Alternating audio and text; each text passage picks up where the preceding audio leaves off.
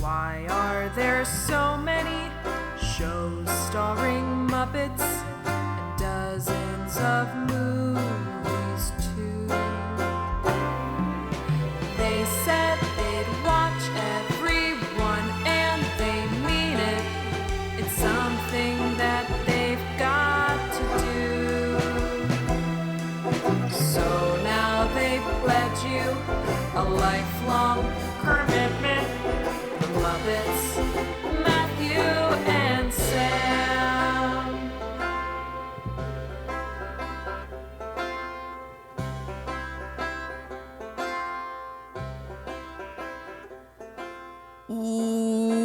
Welcome to Commitment, the podcast where two friends have vowed to watch all things Muppets.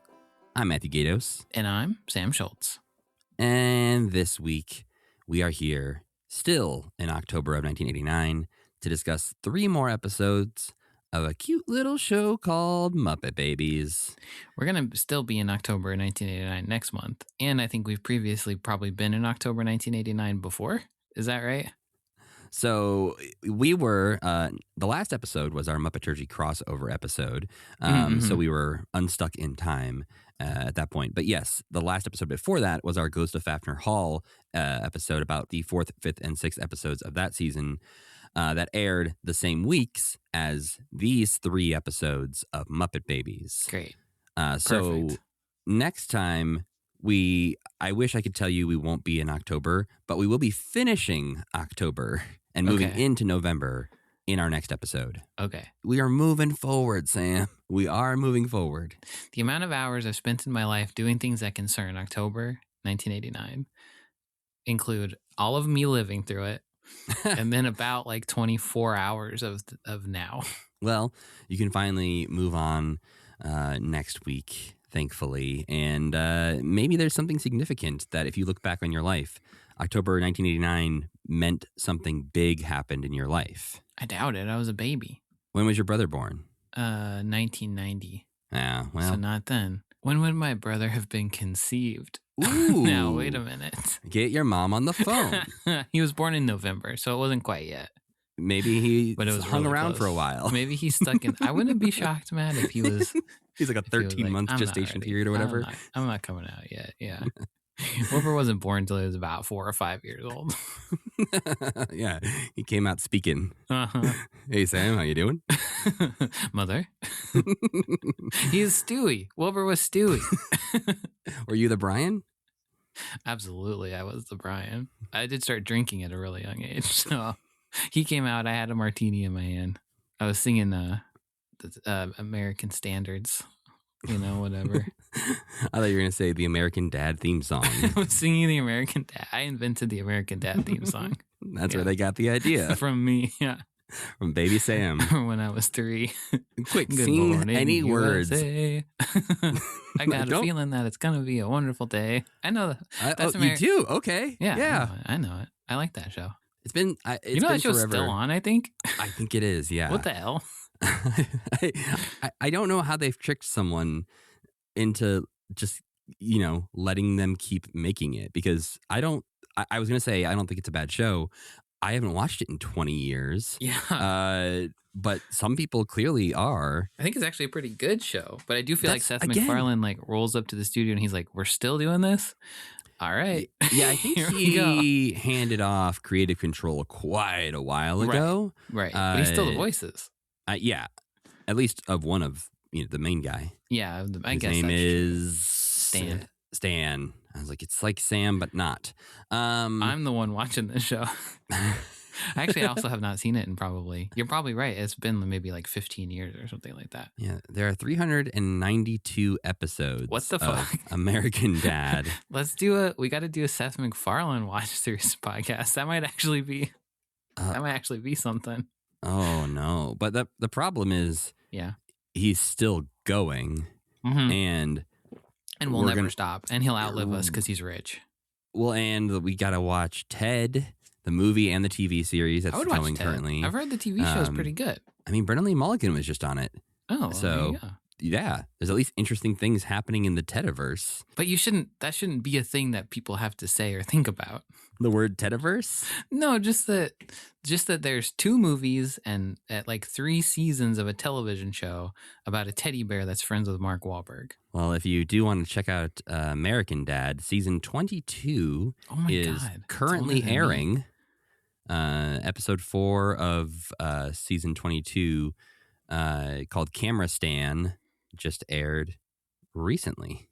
It's like as old as some people we work with. Oh, no. You're not wrong. That's not good for anybody. No, yeah. This show started in 2005. Whoa, I wasn't even done with high school yet. We were in high school when American Dad premiered. What's happened to American culture? Shows aren't supposed to last this long, I don't think. Well, speaking of that, Sam, as of exactly today, as we record this, yeah, Commitment has been a podcast for 5 years. Oh gosh. Oh wow. As of exactly today? Exactly today. Wow. You sounded disappointed. Well, I thought you were gonna say we're like 90% done with Muppet Babies, or like we're pretty close, but we're only like we're 70-something% done. Is that right? Oh, actually, yes. I can give you an update on that. As of right now, we are 73.83%. Oh, hey, that's almost 3/4 of the way through Muppet Babies. Almost is the key word there. And as I said that, the idea that we have a quarter left made me sad. we're fighting for our lives over here. Ah, shit. I'm doing things out of order, Sam. I forgot to list what episodes we're watching today. Oh, gosh, Matt, you're messed up. We'll come back to the anniversary in a second. Yeah. We are here today to discuss the 4th, 5th, and 6th episodes of the 6th season of Muppet Babies called The Green Ranger, Not Necessarily the Babies, and Comic Capers. Now, back to us. 5 years ago today, we uploaded episode 1 about the Muppet movie from 1979 before we made our descent down into the 50s in our episode 2. Yeah, and we were probably like, welcome to our 10-episode podcast series, Commitment. Yeah, we definitely under-assumed, which there's probably a better word for that, what this was going to take. But I don't mind that it's taken 5 years to not get out of the 80s. No, that particular reveal did kind of psychologically harm me a little bit, because that's a long time. The idea that 4/5 of this podcast has been just the 80s was kind of shocking. But you got to remember that includes the end of the Muppet Show with all of Fraggle Rock. That's and crazy. All the Muppet Babies we've watched so far and some movies and everything. So it makes sense when you think about it. But the fact we're covering this span of time and we think about this as covering the last 70 years of the Muppets. Yeah. But yet in 4 years, we've only covered 9 years. What the hell? Yeah. I mean, good for Jim, honestly. He got a lot done. He's keeping us busy. He's keeping us rolling in the dough. I tell you what. Oh, yeah. We're living large off that Muppet podcast money, which... Do you feel like, well, we have ads now, so we're extra rich. There are ads now. I'm sure people who are listening to this have noticed. I already blew it all. It wouldn't take very long. Would you buy lunch? Pack of bubble gum. I actually couldn't even buy lunch with it. Not in this economy. Like sincerely, we used to joke about that, but now it's just true. Yeah. No. Because when we used to say it, it was like sandwich is $10 in this economy. But that was about like buying houses and things, and now it's just like buying a cup of coffee that costs $10. I'd like a loaf of bread, please. But we were talking about happy things, not sad things. Yeah. If spending 5 years of your life doing a Muppet podcast is anything a different kind neutral. of sad. Do you feel like we're better at it or worse at it? Oh, 1,000%. Which one? Better. Oh, better. If I thought we were 1,000% worse than episode 1, I would have quit at episode 100. Yeah, I think we're fine. I think we're doing pretty good. I think I haven't really listened to our old ones, though. Have you listened to any of our old ones in a while? I have occasionally, or at least parts of them, when I'm looking up a specific fact of something that, you know, when you predicted Seth Rogen making a new Muppet Show, I went back to listen to that. Right. Occasionally when we've talked about, you know, referencing how long it's been or how long we thought it was going to take to get to certain things, I'll go back and search for specific episodes where we maybe mentioned something like that. And I listened to those early episodes, and it's a lot like when you go back and listen to any podcast from the beginning where the hosts don't know really what the show is yet. They'll figure it out. They're getting there. They've got some ideas that definitely in 6 months they won't be doing anymore. I mean, hell, the very first episode we recorded of this, we were planning to like alternate week to week who was going to edit the episodes and who was going to do the main research. That only lasted like 1 week, I think. I think so. For we were like, I hate this part. Yeah, I think pretty quickly we were like, oh, actually, what if I did all of this and you did all of that? And healthy. Yeah. I think at the beginning, what we thought was the editing was going to be the only hard part of putting these episodes together. And so I didn't want you to have to do all the hard work. Yeah, but you're like writing a book about the Muppets over there. You have so much research material. So you have so much in your brain. So much in my brain, so much recorded. But again, I do delete my notes after every episode. So you delete your notes? Yeah. Why? Every single time I refresh my notes. You told me this before. Yeah. What the hell? I have all of them. How? Okay, I'm not going to delve too deep into that. Why? Because you could write a book. But I feel like Brian J. Jones has already written Somebody that already book. wrote a book. You could write a book about us. I mean, to be fair, if we were ever to do any sort of book, like behind the scenes Muppet book, I think it would have to be something like a behind the scenes of Muppet Babies. Yeah. Or something in that vein, these shows that don't have as much behind the scenes information out there because honestly, I think the general public doesn't care as much. But I think you could do the Craig Shemin thing where he did a great book about Sam and Friends that introduced Sam and Friends to a lot of new people and lets you learn about Sam and Friends in a way that you wouldn't have otherwise. Now, I know Muppet Babies doesn't have the same legacy as Sam and Friends in the same way, but I think it's also one of those that we don't hear a lot of behind the scenes stories about. So doing like an oral history of Muppet Babies from all these people, whether it's the voice actors or the showrunners and scriptwriters and stuff, I think could be really interesting. And I don't know how to start that process. I don't know if anyone's interested in that process, but I, as someone who am watching all of these Muppet Babies episodes, wish there was more information out there because I sometimes feel like we're like, I don't know, writing the history book in some ways, or like with our speculation, creating a narrative around some of these things that maybe isn't true. In a lot of the gaps. And sometimes that confuses us, where later on we'll be like, well, didn't they do an episode about that? And it's like, no, I think we just wish that happened. Imagined it.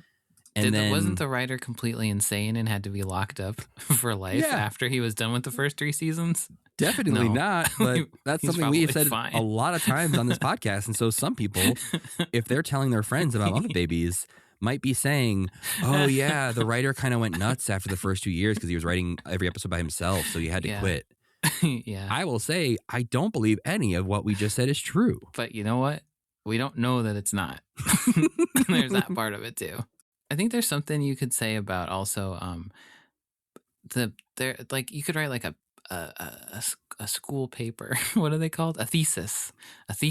Right. About how people imagine how much they loved Muppet Babies and what the reality of Muppet Babies is and where that psychological, like, why. Could you tell me one episode of Muppet Babies person who's wearing a Muppet Babies backpack? Like, not that you're a poser, really just like, what do you... That did sound like a name 3 songs by the Muppet Babies, you poser. Well, but kind of for science, will you tell me what you like about this show? Will you tell me anything about it? Because what? Why? Yeah, I do think that is fascinating, and I don't want to do it in that poser kind of way because... No, I don't either. It does feel like if we bring people on here and be like, hey, convince us you liked Muppet Babies, we don't believe you. Well, we kind of did that. We've kind of done that with Nick a little bit.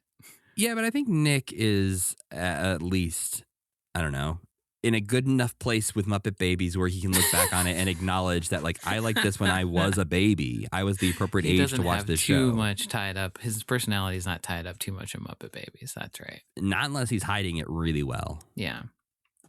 Yeah, but back when I was in high school, you could get a Muppet Baby shirt at Hot Topic. Those kids we need to ask questions to. What are you doing? I'm not sure you're right about that as a former Hot Topic employee, but yeah, okay. I think you might have to go like a Spencer's or a Gadzooks, maybe even back in the day. I don't know, man. I bought a Darkwing Duck shirt there. In high school? Yeah. Or college? In high school. I wasn't going in Hot Topic in college. Hey, You're I insane. worked there in college. You can work there in college. That's fine. Well, as we are celebrating this 5 years of podcasting, I wanted to just list out a few things that we have now outlasted. 1, the Confederacy. Boom. That feels great. Yeah, I right? love that. Commitment has been around longer than the Confederacy. Yeah, fuck you. This next one, I didn't mean to list it this way, but it takes a sad turn here for a second. That's okay. James Dean's career. Oh, wow, really? Yeah. That's fascinating. Yeah, because his first job was a Pepsi commercial in 1950, and then he died in 1955. What the hell? That's crazy. So Okay. all 3 of his movies he made within just a couple of years, and they all came out within like a year of each other. He only made 3 movies? Yeah. What is it? East of Eden, Rebel Without a Cause, and Giant. Wow. Okay. We have also now been doing this podcast longer than the Beatles' touring years, because the Beatles were only a band for 7 years. And We're at a going to certain beat the point, Beatles for damn sure. Yeah. But at a certain point, they decided, hey, actually, touring sucks. Yeah. What if we don't do that anymore and just make albums in the studio? Yeah. I mean, I think I did know that they didn't tour that much. Yeah. I've still been watching through that Beatles anthology series on Disney Plus, and the main reasons they stopped was because of the screaming, obnoxious fans. Yeah. They were like, we can't hear ourselves. We're playing really poorly because we can't hear anything. Right. And it's not allowing us to grow as musicians because we have to play poorly over screaming fans. So let's just not do that anymore. Huh. I think that was the right call. I mean, yeah, they made like all of my favorite Beatles albums after that. So Yeah. And it'd be really weird to play some of that music to a bunch of screaming teenagers. Yeah. All right, here, everyone, is the benefit of Mr. Kite.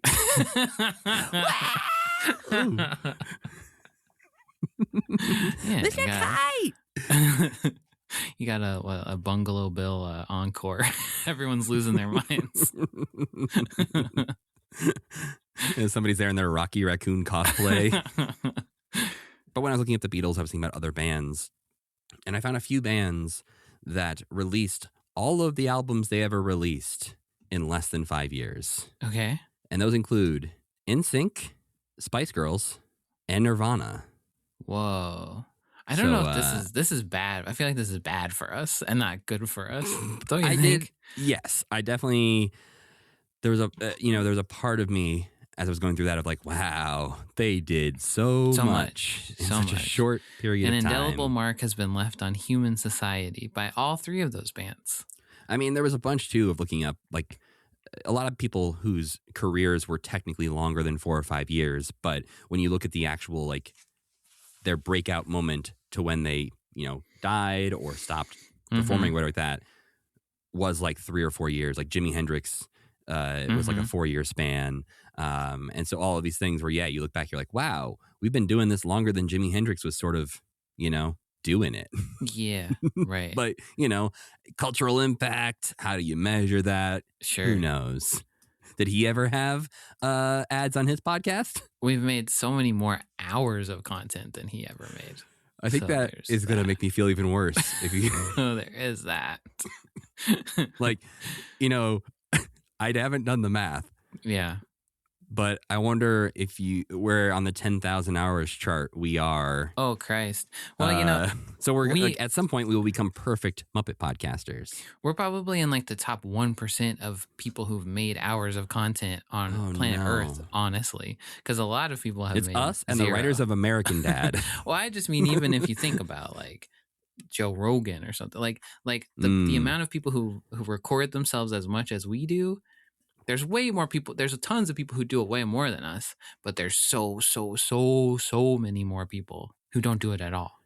That is So true. we're right up there. Like you think about Twitch streamers who are streaming their lives Mhm. like 16 hours a day. Obviously, they're putting out more Yeah. content every day than we are, Yeah. but they are in the like 0.1% of humans of all time. Yeah. And, you know, as creative folks, it's often easy to forget that the majority of people don't want to be famous, Yeah. don't want to do anything creative. Don't want to hear their own voice for several hours a week. Do you have this where you'll occasionally get a suggestion on Instagram or a social media platform to follow somebody that you know in real life, be it Yeah. from work or high school or something like that, and you go to click on it and they have a private profile? Yeah, what? That is alien to me, Matt. That's crazy. The idea that I would hide my light under a Yeah. bushel? What if the right person sees your profile and says, this Yeah. is exactly the person I've been looking for to star in the new hit movie? What if You Bob insane Iger is like, person. wow, Yeah. now that I've got some free time on my hands, I'm just going to check out this Muppet podcaster. Yeah. Oh, I like his photography. I'll hire him to be the new Disney Muppet photographer. I'll put in a good word for you. Yeah, I'm Yeah. sure he'll be back on the board in next week or something. I think that's probably true. Yeah, that's crazy. Or people who like haven't. I mean, I don't post stuff on Instagram that much specifically, but you look and it's just like a picture of their dog from like 10 years ago. Come on. Well, Get your shit and together. sometimes it's like friends who very consistently, you know, they'll comment on my stuff or they'll Mhm. like my stuff. So I know they're using Instagram. They're consuming Instagram. But They're not again, contributing. You got to contribute.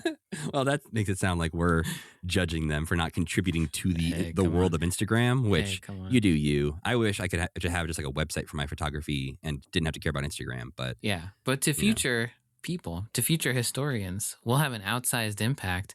They'll be like, these guys must have been some of the most famous guys. There's so many hours of them. yeah, they might have access to analytics though. Oh, well, okay. Maybe. I'll download everything, I'll put it in a time capsule, and I'll delete our libsyn. And then they'll say, they saved this for a reason. Wow. They Yeah. wouldn't. They surely wouldn't have done it for this long if they I'll weren't put super it in one of famous. those things like they put the nuclear waste in, where it's like, this is not a place of honor. I'll build a big temple Buried with spikes around it. 60 stories beneath Missoula. Yeah, but I'm glad this has happened to me. This has been a great 5 years, Matt. Wait, did you just say I'm happy this has happened to me? Yeah. Is that how I'm you- glad you made me do this. That I'm okay with that language. The idea of this podcast is happening to you every week is a bit sadder, I think. No, it's good. I like it. I would throw a fit if I didn't like it. And you never see the fits. I throw. Matt, let me stop. Yeah, please, Matt. Please. Nope. Can't. But yeah, at 5 years, I'm comfortable with 5 years. I'm happy with 5 years. I think 3 years Should we just was call it like quits? We're going to quit here in the No, middle no, of no. I season was gonna 6 of say, Muppet Babies? I think 3 years was like, whoa, holy shit. 5 years is like, this is just part of my life now. I would be curious. I have not done this, and I don't even know if it's technically possible because we've recorded across different platforms. Our files aren't all stored in the same place, whatever. I could easily do the math of the total number of hours of all of our episodes. Oh, that doesn't exist somewhere already. I think it's around 358 hours if my Okay. Google Sheet hasn't broken recently, which sometimes it just does. Oh, yeah, I'm looking at it. Yeah. But I believe that's right. What I'm more interested in right now is how long we've recorded. I don't want to know that. Is it okay if I don't know that ever? If I find out, you don't want me to tell you? I do. If you go to all the trouble of finding out, I want you to tell me. I think it'd be hard to figure out because then it would be interesting to know how many hours of us I've cut, like exists out there that is cut. Right, because The if we've basement got tapes. essentially 15 days of actual released material, Yeah. there's probably close to double that. Maybe not double. I don't think so. I bet there's 1/3 more of that. Yeah, that That's checks my out. guess. I think usually you're cutting about 40 minutes of an episode out. Yeah, I think that's about right. Well, getting into the never-ending, seemingly, list of Muppet Babies episodes, Sam, it's time for me to ask, what did we watch this week? First, we watched The Green Ranger, air date October 7th, 1989. Kermit's favorite show, which is reruns of an old cowboy series called The Range Rider, is taken off the air. In 1989, if you'll remember, there was no streaming. And since Nanny doesn't seem to have taped him any episodes, this means that Kermit pretty much literally can't watch Range Rider again, maybe ever, at least as far as he knows. He'll have to wait until he's in college, right? And they release a whole greatest hits set. But he doesn't know that. And that kind of freaked me out. I don't think when I was a kid I ever even thought about, sorry to get into this right now, I ever even thought about when shows ended, oh, I can never watch that again. But I guess our brains just weren't primed to even ever, like, if it was taped, it was taped, and that was kind of all you could do about it. Yeah, I don't think I ever really, I don't know if I noticed when shows were stopping. I don't think I did either. Or I would watch shows that had been stopped for a decade and I had no clue. Right. Like Gummy Bears, I was probably watching like 4-year-old reruns of it. Or Well, I mean, Thundercats, yeah. Kermit, if you're out there, you can get Range Rider 1 through 5 volumes on DVD for $56 on eBay right now. So Is this a real show? Yeah, Range Rider was a real show. I did not know that. Okay, well, there you go. So Kermit escapes into the realm of fantasy where he meets a mysterious old cowboy actor who tells Kermit that he can pick up where the Range Rider left off, gives Kermit the rider's gear and horse, and sends Kermit on his way. Kermit is skeptical that he has what it takes to be a hero, but he ends up dubbing himself the Green Ranger and giving it a shot. From here, for some reason, it turns into a pastiche of a Roadrunner cartoon as Gonzo chases Animal around trying to get back a coloring book that Animal stole from him, before Kermit is whisked away by Piggy in the guise of a big city cowgirl who wants to capitalize on the Green Ranger's image and build a media empire out of him. These two disparate storylines actually collide and pay off for maybe the first time in Muppet Babies history when Animal climbs the bookshelf to escape from Gonzo. Kermit negotiates with Animal and gets the coloring book back, but as Animal climbs down, he knocks a big book off the top shelf. As it hurtles towards Piggy, Kermit dives to push her out of the way, and the babies hail Kermit as a hero. He goes back to see the old cowboy man who says some junk I don't really remember, and then Kermit realizes that the old man is the Range Rider. Which, no shit, Kermit, it's your imagination. You could have seen that coming. Yeah, you are imagining it. There's a few moments of imagination scenes in this week where I'm like, wait, who was imagining that then? They're breaking. Reality is starting to collapse in on itself a bit. Yeah, like one of the babies needs to know this thing, I think, in order for the imagination sequence to work. Yes. Or at least be able to imagine it. Like, not all of the babies shouldn't be able to be surprised by something in an imagination sequence. Yeah, and if they are, one of the babies should go, wait, what's happening? And then look directly into the camera. That stood out to me a lot in the next episode, which was Not Necessarily the Babies. Air date October 14th, 1989. If you're confused by the title, there's a show called Not Necessarily the News. That's all I know about it, though. I was going to say, were you going to teach us more about that? I should have. No, you don't have to. Did you know that? No, I knew that exactly the same amount of information. Oh, okay. I knew that show existed, and Googling it, I looked at it and went, well, I've definitely never seen this show. Yeah. But I knew those words were a reference. And it looks like it was Conan O'Brien's first television writing job, which is kind of cool. That's why I've probably heard it a lot, is because I listen to his podcast, and I'm sure when he tells stories, he mentions that. And I think I never bothered to Google it. But it does feature another Muppet connection. The actor Stuart Penkin is on that show, and he is the voice of Earl Sinclair on Dinosaurs. Oh, wow. That's cool. All that to say, yes, this is a show I had heard of, know nothing about, and I don't think that affects our enjoyment of this episode. None of what we all. just said has anything to do with anything, and I'm sorry that we even started talking about it. So the babies want Nanny to read them a story, but she's too busy doing a classic, boring old person thing, watching the news. In an attempt to understand why old people even watch the news in the first place, the babies decide to make their own news broadcast. Kermit is naturally the anchor. Piggy covers fashion and lifestyle. Rolf is like an MTV VJ who's counting down like the top songs of the week. And Gonzo is an investigative journalist. This all goes on basically plot-free for a while until Piggy and Gonzo try to co-host their own version of 60 Minutes, which is called 6 Minutes. I don't know, it's kind of funny. And things go off the rails as her fashion reports clash with his investigative piece about lost toys. Eventually, the babies hear the heartbreaking story of a discarded teddy bear who talks about how kids treat their old toys badly. The babies then feel ashamed and go to their closet to pull out all their old toys and play with them. This is all somehow thanks to the news. Thank you, the news. Finally, we watched Comic Capers, air date October 21st, 1989. The babies get their hands on the Sunday paper so that they can read the Sunday funnies with Nanny. However, she is once again too busy to read with them, so they try to read them themselves. This is a classic Muppet Baby episode, kind of like the last one, where they all take turns pretending to be in their favorite comics. Piggy pretends to be in apartment 3B. Rolf and Skeeter are dueling Spider-Man. Gonzo is sort of like a spaceman Spiff type of character, or just like an adventure serial space explorer. And Kermit is, of course, Charlie Brown. At some point, they decide to cut the panels out of the funnies and tape them into a book to make their own mashup comic. The babies then run around in their mashup comic world for a while, meeting all kinds of crazy comic characters until Nanny is ready to read the comics with them. But they're all caught up now. But I also bet that Nanny will be like, oh, this is so creative, kids. But secretly, she will be disappointed that she can't read Funky Winker Bean. Remember Funky Winker Bean?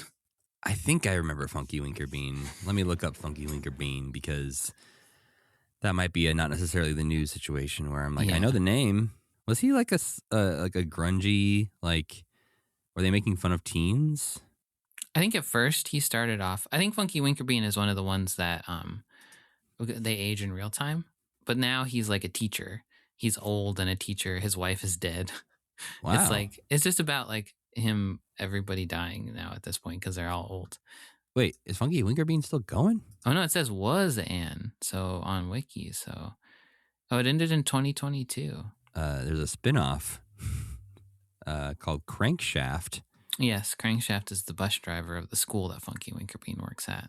Sam, you know too many things. You will discover in this episode. I know everything about comic strips, which I knew. Mm-hmm. But I think the sentence you just said about the bus driver from Funky Winker Bean, sorry. I think really was, I don't know, like another level. Is it? I think a lot about how I probably couldn't name like 15 presidents. Maybe I could name 20, maybe 20 presidents, but I could tell you. I mean, anything you want to know about the comic strip Alley Oop. Sam, I hate to do this to you. Actually, that's not true. I love to do this to you. We're going to do a president quiz. No, Matt, why? Oh, God. So I'm going to put 5 minutes on the clock. 5 minutes is forever. Yeah, I don't think you'll need that much to fail. So I have a list in front of me of all of the presidents. Okay. We're going to see how many of the 47 presidents you can name. Oh, if I name half of them, that's almost an F. I'm okay with that. Okay, yeah. Grover Cleveland. Grover Cleveland, check. Theodore Roosevelt. Check. Lyndon B. Johnson. Lyndon B. Johnson, check. I'm saying John F. check as if for some reason you wouldn't know that these are correct. Yeah, but obviously if I was you do. wrong, I'd be like scared. I'd have to go to the hospital. Donald Trump. All right, you got Trump. Okay. That it counts for two of them, so I guess that helps. And so does Grover Cleveland. So Grover came back for more, huh? He did. He took some time off, but then he came back. Franklin Delano Roosevelt. Franklin Delano Roosevelt. You're looking down. I don't think you're cheating, but I think you're just thinking. I'm writing them down so I don't say them twice. Gotcha. Okay. Bill Clinton. Bill. George W. Bush. Got him. George Herbert Walker Bush. Got him. Joe Biden. I was gonna say, think of other ones that were, during your lifetime. Alive for Barack Obama. There you go. Reagan. Yep. Did you get Biden? It's important. Yeah, I got Biden. Okay. You're now out of ones that were president while you were alive. Fuck. His brother was Billy. He had a beer. Fucking peanut guy. The fucking peanut guy, Matt. Fucking peanut guy. Okay, George Washington. Okay, yep, let's go. This is probably a good way to go with it, is to go back to the beginning and try to think of some of the old guys. And then we got Abraham Lincoln, of course. All right, skipping a little bit ahead, but all right. Yeah, I don't know how many years ahead. I couldn't tell you. Well, I do. 1860s or so, I think, was when Abraham Lincoln was around. Okay, who the fuck else was there? Millard Fillmore. Wow, unexpected poll, but good job. Well, you know why? Because there's a comic strip called Mallard Fillmore. Okay, you know what I'm going to thank you for, Sam? Yeah. You made it okay that we're doing this right now because you connected it to the topic of the episode. Herbert Hoover. Herbert Hoover. What this is exposing, because these are in chronological order, the list I'm looking at, is that some of these I'm like, oh, fuck. When was that guy a guy? He was pre-Great Depression. He's And middle then- Great Depression. Oh, is right he? there. He made it. Yeah. He made it worse? Question mark. Yeah, I don't know. Everybody hated I him. would say Woodrow this Wilson. feels like it feels like we're already challenging this enough to name the people. Yeah. To add on a layer of this is what they're famous for feels like hubris to me. Woodrow Wilson. Yeah. Shit. I'm sure there was a guy named Johnson, right? Well, you did get one of them called Lyndon B. Johnson. Okay, but there was an older one. Was Andrew Jackson president? Do you want to? I mean, I'll just give it. Yes, is the answer. Yes. Okay. But think of what you were just trying to guess with what you actually just guessed. Johnson. There. Yep. There's an old Johnson. Yep. That's what she said. Fuck, and his name is I don't know. I can't remember that. That's all Johnson. right. I can't remember that. Go Johnson, back. man. Go back to some old timers. You got George Washington, and then you kind of skipped ahead. But who was the second Who was president? working with him? Who was working you, with him? You know names. Yeah, Andrew Andrew what? Jackson. I already got him. I'll give you Andrew this. Andrew Johnson. Is that somebody? That is somebody. And that he's was president? Yes, that's the one I was trying to get you to. He's who took over after Lincoln was assassinated. Oh, good. Okay. 2 Andrews, huh? Mm-hmm. Do you want to take another stab at Peanut Man? Billy. Nope. It's not. I know that's his brother though. His brother's Billy. Yeah. There's some other Bills on the list. Technically Williams. There's like at least 3 Williams left. William. Fuck. Gosh, there's got to just be some really obvious ones, huh? Oh yeah. Just think of any historical event. Okay. Who was friends with George Washington? Think of Hamilton. But he wasn't a president. He wasn't. That's a good call. Yes. Think of other characters from Hamilton. I never saw Hamilton, Matt.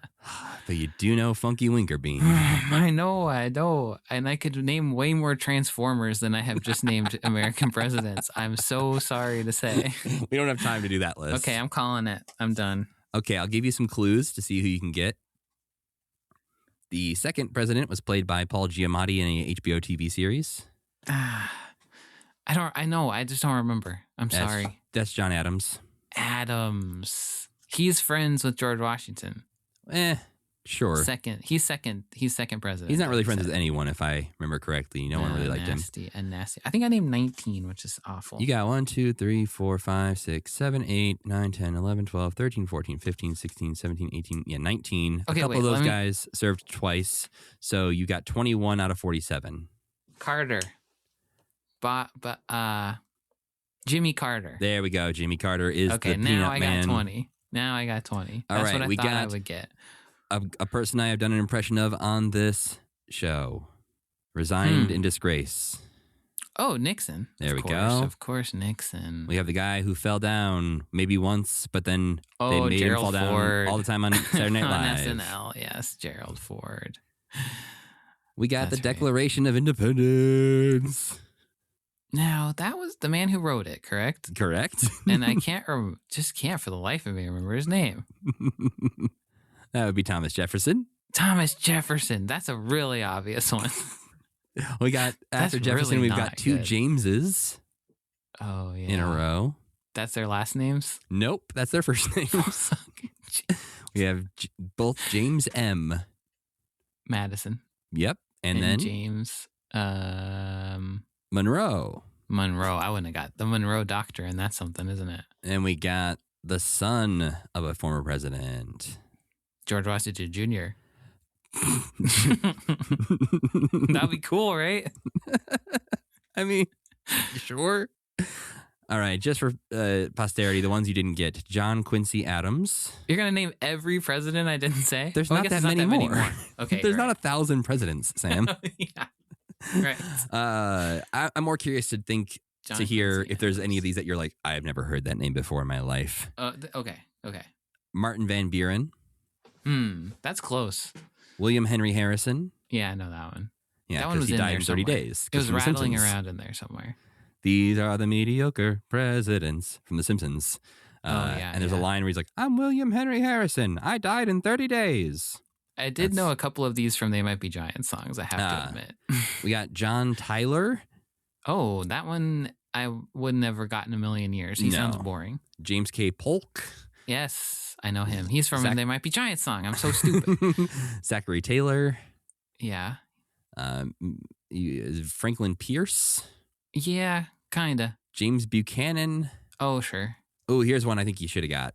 Hmm. Ulysses S. Grant. I should have got him. You're right. I really should have. Rutherford B. Hayes. That's a fun name. James Garfield. Oh, I thought I had said him. You did not. I said Grover Cleveland, and I got myself mixed up. Chester A. Arthur. Benjamin Harrison. William McKinley. Mm-hmm. William Howard Taft. Oh, Taft would have been a great one for me to get. Yeah. Warren G. Harding. Gosh. Calvin Coolidge. There's a lot of fucking nobodies on this list, huh? Harry Truman. Oh, I know him. And Dwight D. Eisenhower. Oh, Dwight. Yes, okay. I Those know are the some of ones these guys. Sam did not get. Some of these guys, I'm more famous than some of these guys, Well, probably. that's probably not true. Rutherford but, B. Hayes? You kidding me? Sam Schultz. You saying Rutherford B. Hayes doesn't roll off the tongue? It does sound nice to say. Oh, he looks cool too. Big beard. I bet he was a horrible Big person, beard. though. I'll say nothing nice about him or any of them. Yeah, it's probably He was a better staunch to not. abolitionist, so okay. But I bet he still did something. But I bet some shitty. other stuff was bad about him, so I Yeah. can't come out too strongly in favor of Yeah, I wouldn't. You know, or against. I'm Yeah. neutral on. don't tie yourself to anybody from the 1800s. Probably. Yes. Before a certain time, I'm neutral until I have more information. Until I read a book. Yeah, there are some things Sam will come out against from before then, but I'm not gonna shoot it from the hip on this one, guys. no, that's more podcasters need to learn from Sam right now. Yeah. But Muppet Babies, Sam, getting into this first episode, The Green Ranger from October 7th, 1989. Well, now we have to go through every president and make up the Muppet Baby version of their name. No, Kermit Washington. No. I think that's a very special Patreon bonus episode. Fozzie B. Hayes. Fozzie be funny. Yeah, that's what they would do. Rutherford B. Funny. William Howard Weirdo. I like that. Okay, we can't actually do it. Stop. I'm pretty sure they might have actually done Abraham Lincoln or something. I think they only wish they could have thought of it, Matt. Well, this episode was written by Lois Becker and Mark Stratton, who have written some other episodes and will continue to write more episodes. We've seen them already. Yeah. Everyone this week is not new to us. Okay. But this episode opens on a Western scene where Weird Bill Hiccup, see? That was, yeah. The names were not bad in this one, I kind of thought. Yeah, they're all right. But he is caught cheating at cards, both in the fantasy scene and also apparently in real life. Gonzo is cheating at cards. Is he? Was he? It seemed like it because they start chasing him around. I think he had 2 of the same card in his hand or something, which they implied was a bad thing. Yeah, but on Go Fish, I thought I was a little confused. And then Animal steals the coloring book, which is worse than anything Gonzo did. But Gonzo's still being demonized by having to play the role of the coyote later on in the thing. This episode, unfocused. I'd send it back. I'd have some notes. Yeah, I think this episode felt like somebody had a really good idea for a Kermit episode and then had no idea what to do with the rest of the babies. And so they said, what if they just played cards in the corner while Kermit had fun? Yeah, Kermit went over and talked to him every now and then, and they were like, cool. Yeah. Sounds great. See you later. I wrote down in my notes that I think there are 2 good episodes in this batch, but they're stretched out across 3 episodes. I knew you were going to, it's like when you started saying that, I was like, yes, but they're not. They're not just all 2 good 2 episodes. Yeah, No. I think you're totally right. There's some good ideas in these. Yeah. But not any of them come together into like a cohesive thing. Was the good idea of this one Kermit speaking to his idol and like kind of learning how to be inspired by him? Yeah, a little bit. I think Mhm. I think the problem is the beginning of this episode is one solid idea and the second half is a different sort of solid idea. The merchandising thing. Yeah. And I like that too. Sort of this idea of the kids potentially ruining Kermit's hero and what he wants to be, I think could be an interesting way to go with it. But that's not really what they're doing here. I kind of also felt like if Jimmy Dean saw this episode, he'd go, hey, leave me alone. Well, the range rider shows up to arrest Gonzo here for cheating at cards. which in reality is Piggy is gonna beat him up instead. Right. This whole part, this is an episode where about 4 minutes in, the actual beginning of the episode happens, and you're like, Mm. oh, I don't have to. That whole beginning part doesn't really matter that much. Right, yes, because the real thing is that Kermit's watching TV, not that they want to play cowboys or whatever and play, Yeah. play cards.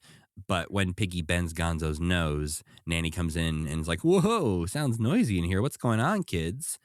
And Piggy intimidates Gonzo. Yeah, she's like straight up gangster stuff to him, which was She kind of side scary. eyes him and like, yeah, nothing's going on, right, Gonzo? your babies are beating each other up, Nanny. Yeah, but she's too busy reading or watching the news. So Oh, she's like, I think she says in this one, like, I have work to do. What work do you have to do, Nanny? We'll get there. That blew my mind. But before then, the TV announces that it's time to bid a fond farewell to Range Rider because this show is being canceled and replaced by a new show called As the Toast Burns. Yeah. But Nanny does point out that it is a rerun that's been going on forever, right? Yeah, she said that show's been running since she was a little girl. Yeah. And so they probably run out of episodes to rerun. Doesn't make any sense, but okay. No, not really. But don't worry, because Nanny gets tired of explaining to Kermit that this show is canceled and he just needs to get over it. Yeah, as she so often does. Yeah, she's like, well, the Range Rider's pretty old by now. You can't ride the range forever. Don't you think he deserves a little rest? And Kermit's like, well, who will protect the Old West? And Nanny, in the next shot, starts to walk away in a hurried, well, would you look at the time sort of tone and it's says, too far gosh. into the realm of speculation, I suppose. There's no Old West anymore. She says, hey, gosh, I don't know, Kermit. Someone new always seems to come along. Now I've got work to do. I'll check on you kids later. She didn't even give him a book to read this time or anything. She used to at least give him a book. It's just he's like asking her, like, who will protect the Old West? And she's like, I don't really care, so I'm going to leave. This isn't a question I can answer or engage with. What work is she doing, Sam? Well, she could be paying bills or doing housework of some sort, I suppose. But, I mean, Nanny could also have, like, she could be working remotely, you know? It is wild to have the biggest house in the world with 6 kids who are never allowed to be in any other rooms in this house. Yeah. And they always feel like they're going to get it. I don't know if they feel like it, but it always feels like they're going to get in trouble when they leave the playroom. Like they're not supposed to leave the nursery. Yeah. They walk into Nanny's little study where she watches TV, and in the back of her head, she is like, you are not supposed to be in here. But she knows we're watching. And we've seen episodes where they are like sneaking past her little study while she's watching TV before. Right. Well, Kermit's moping because his show is being canceled. The rest of the kids continue playing Go Fish. And his moping turns into a fantasy sequence of him wandering around an old west town. As he leans against one of the storefronts, he breaks through, revealing it's all just a facade.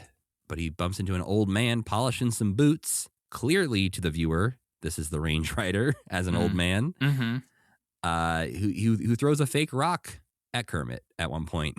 He has all of the Range Riders' clothes, too. If he's not the Range Rider, I don't know who this guy is. He killed him. Yeah, he definitely killed the Range Rider at least. The fake rock thing was kind of cool. I don't know. This was like, I don't know what the point of this episode is, except that it got so close to having a point. Yeah, it feels a bit like the previous episode we watched recently where they're trying to almost do satire about commercials and the commercialization of television. It feels like they're doing something here with, either shows getting canceled or the heyday of the Western or like the lie of the lie of the Old West, or like he's not really a hero, or like something. This is where Quentin Tarantino got the idea for Once Upon a Time in Hollywood. Where there's the scene between the little girl and Leonardo DiCaprio where they're talking on the porch. Right. It's kind of the same scene between Kermit and the Range Rider. If I wouldn't be shocked if, and he wouldn't know this in a million years, this planted some kind of seed in his brain. He'd have been too old, but maybe when he was working at his video store in college or something. Yeah, like, whoa, when he was working at the video store. Gotta write this down. He played this. But yes, you're totally right. This is a very similar scene. Well, the Range Rider's trying to encourage Kermit to be the new hero the West needs and starts to dress him up like a cowboy. They land on the name the Green Ranger, which is where Power Rangers got the idea. Which is where they got the idea. And how excited I was before I realized that Power Rangers didn't exist in the U.S. yet. You saw the name of this episode and you were like, Yes. a Power Rangers episode. Power But Ranger. Yeah, I mean, the Super Sentai was, of course, a thing already, but there had been Green Rangers in the world at this point. yes. We just didn't know about them yet. Well, while getting ready to be the new hero the West deserves, Kermit flies off of his horse, Trixie, and interrupts the Go Fish game because he just flies right onto the table. Smashes right into it, yeah. From where? What was he doing? Like jumping off the couch or something? I guess so. This was the moment where I was like, oh, they had no idea what to do with these other babies because they wanted to focus on Kermit and just need to keep these other kids busy. Yeah. And so Kermit himself is even like, how do I engage? I guess I'll jump into the table. When you were a kid, did like 90% of the imagination stuff that you do was just you jumping on the couch? Yeah, running around the couch, jumping on the couch. All we did was jump on the couch. This is a big rock now. This is a table. This is whatever. Yeah. The sturdiness, though, of 90s couches. I know. I was thinking they went off when they invented those couches because they were everything we needed. And if you had them a to be, pull-out couch where you could add the bed and the little cave underneath it into the play, the imagination sequence. Yeah, I think my grandma had that. So we would, that's right. Get a little messed up by the metal bar. I can feel it now. Or the springs. Yeah, youchy. Well, Kermit now needs to try and figure out how to become the hero that he has inherited from the Range Rider. And so the kids are going to help him out. First up, Scooter shows up as Scouty Wagon Master, a traveling salesman who is going to sell Kermit a full set of hero training picture books. Well, and so also at this point, Gonzo has introduced this coloring book that he made that he is betting the other children. Like that does, the prize for winning a Go Fish game is this coloring book. Yes. Okay. That's important later.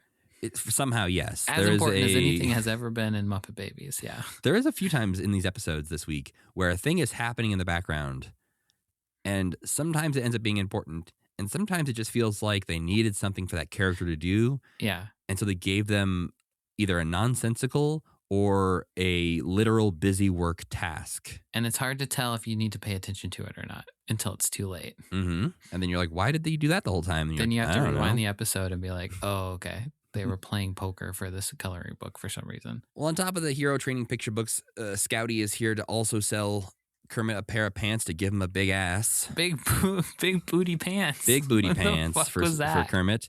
It was to prevent saddle sore. I know, but why is that part in the episode? They wanted to draw a big ass.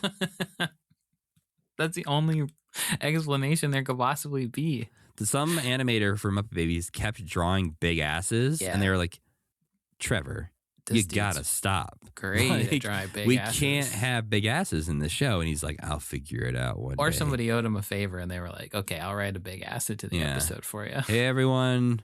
Trevor gets to draw a big ass in this one, okay? Trevor's big ass episode. And you can never draw a big ass again, okay, Trevor? Okay. Not at work, at least. Don't worry, I drew Gonzo as Animal's ass in the next episode. That's scary. And it looks like he has boobs, so get ready for Trevor, everyone. Trevor, you're ruining Muppet Babies.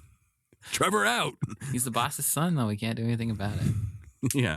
Then, as Sam alluded to earlier, we see Road Crawler Animal, not the Roadrunner, being chased by Weirdo Coyote. They have nothing to do with the cowboy plot. Gonzo is just trying to steal back the coloring book from Animal, and they need to be here, I guess, for the rest of the episode. Probably one of the, cowboy media, probably one of the most prolific things in American culture. Yeah, and they couldn't think of anything. They couldn't think of Animal stole it from a stagecoach that Gonzo was driving or something like that. And it's weird that Gonzo's kind of the bad guy in this because Animal has stolen his coloring book. You know who's really been sidelined as well is Fozzie. I feel like Fozzie no longer does anything memorable in these episodes. No, he should be Kermit's sidekick much more frequently, which I don't think ever really is in the show. But moving on for now from the Wile E. Coyote scene, Skeeter jumps in to say, hey, you can't learn to be a hero from a book. You can learn from me, Skeety Oakley. And she's going to try to teach Kermit how to rope a post, but he ropes a bull instead, which leads to a very long scene of a bull pulling him and I believe at some point Gonzo around the West. Gonzo's like trying his little schemes, and somehow this ties into him being a hero, and like they end up in a spring or something like that. Is that Yeah, right? well, I 'cause we couldn't pay get- any attention to this episode. Yeah, so I think it's just pulling Kermit around, but it ends up pulling him towards a scheme that Wile E. Coyote Gonzo is doing, Yeah. where he's got a big contraption, a giant spring shoots out of it, and that wraps around Kermit, and then he bounces away.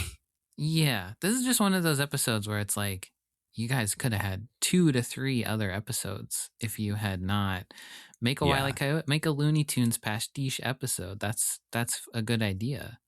But why Yeah. is it in your hero cowboy episode? It feels like they had about 6 minutes of Kermit cowboy plot in their heads, Yeah. and they were like, well, that's not enough. What do we do? Yeah. Let's have a bull drag Kermit around for 5 minutes. Uh-huh. But don't worry, Piggy's here to pivot the episode into a Dallas parody. You're welcome, kids. Well, kids, if Freaks and Geeks is anything to go by, kids liked Dallas. But I think that was well before Muppet Babies, right? But also, the geeks like Dallas. Yeah, that's true. And they watched it with their Like- moms. Yeah, Seth Rogen wasn't like excited to go watch Dallas in Freaks and Geeks. Oh, Dallas was still on the air. It was on the air from 78 to 91. Wow, that's much later than I assumed for Dallas. Yeah, me too. I am very unfamiliar with Dallas outside of the occasional cultural reference, which just permeated things in the 90s. All I know is Who Shot JR and in Do Freaks you? and Geeks. Well, I know it exists. Right, but do you know who shot JR? It was a dream, I believe. I don't know who actually shot him, but then it turned out to not even be real, I think, right? The whole show, I think, does end in some weird, it was all a dream kind of thing. Yeah. No, actually, I don't know anything about it, Matt. You're right. I'm glad that you called me out on this. Yeah. Spoiler alerts, it was his sister-in-law and mistress. Oh, juicy. Sorry if you were planning to go watch Dallas this week. Well, they gotta put Dallas on one of the streaming services or something. Maybe it is, but I feel like it's a Peacock one. That feels peacocky to me. someone would do there must be a Dallas podcast out there somewhere. Well, because I'm unfamiliar with Dallas, most of this part, if there's in jokes, I didn't get them. But Piggy is Pinky Sue Ewing, who is a parody of Sue Ellen Ewing, a character on Dallas, and tries to bring the Green Ranger into the modern West, saying he doesn't need lessons to be a hero. He just needs her, a modern cowgirl. Dallas is about oil. Yeah. And I thought this would end up being about oil, or at least an oil equivalent of the babies of like, oh, we have a milk ranch or something. Uh-huh. But it doesn't have anything to do with oil.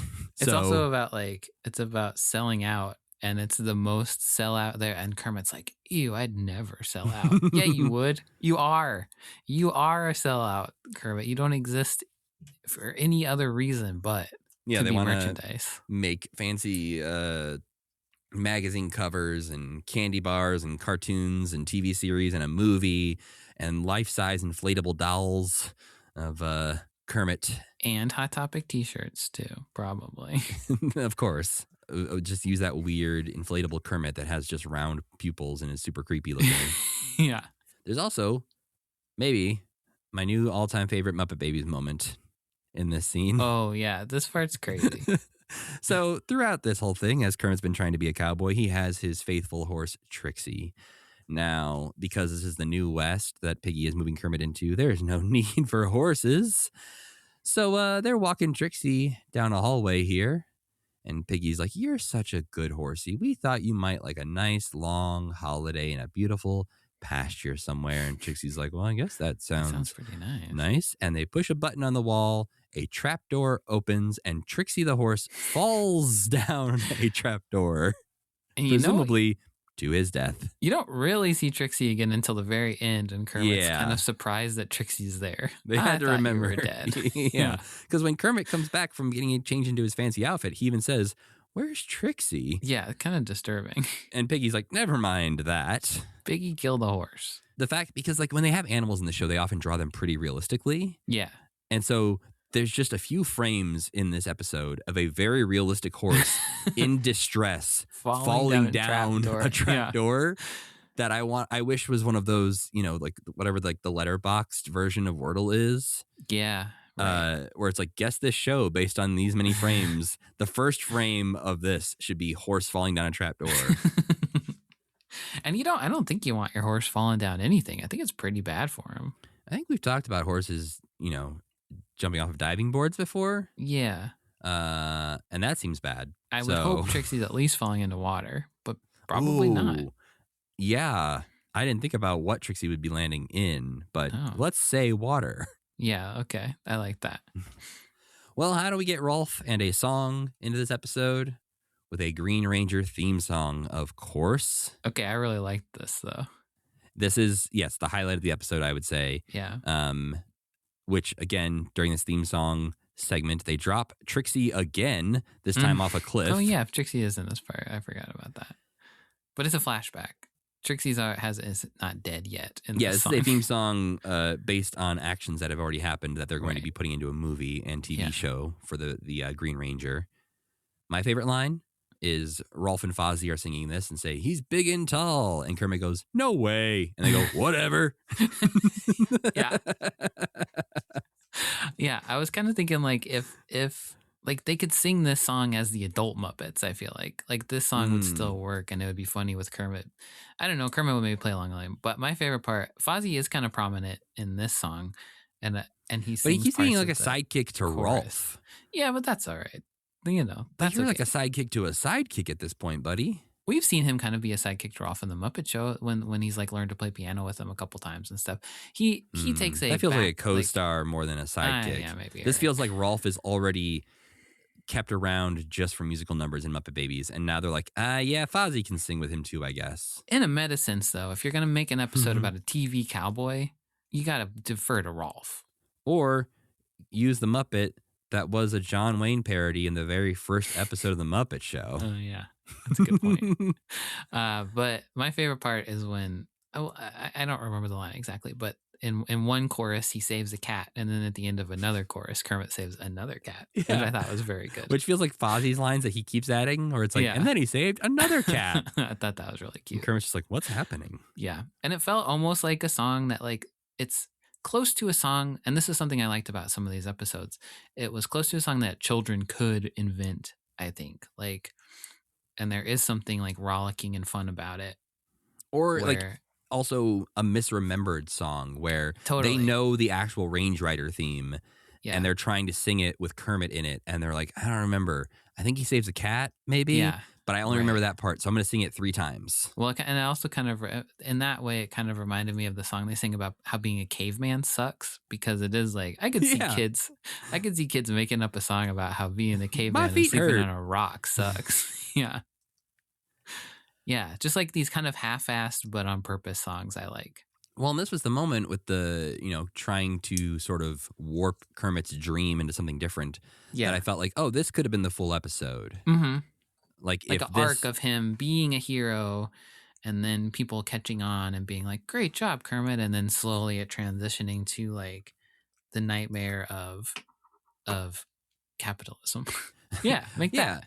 Well, and like this idea of Kermit being really sad about his show getting canceled and his friends not really understanding why he's so sad or what the big deal is, and them trying to either, replace it with their favorite show or try to like, ruin the idea of the Range Rider for him. Right. And by the end, they see what's so special about the Range Rider to Kermit. Yeah, that sounds great.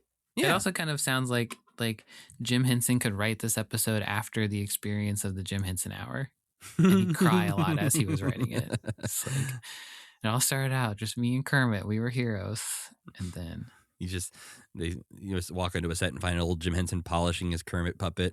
Well, at this point, Animal climbs up the bookcase with the coloring book, and Kermit steps in and asks him nicely to give it back, which he does.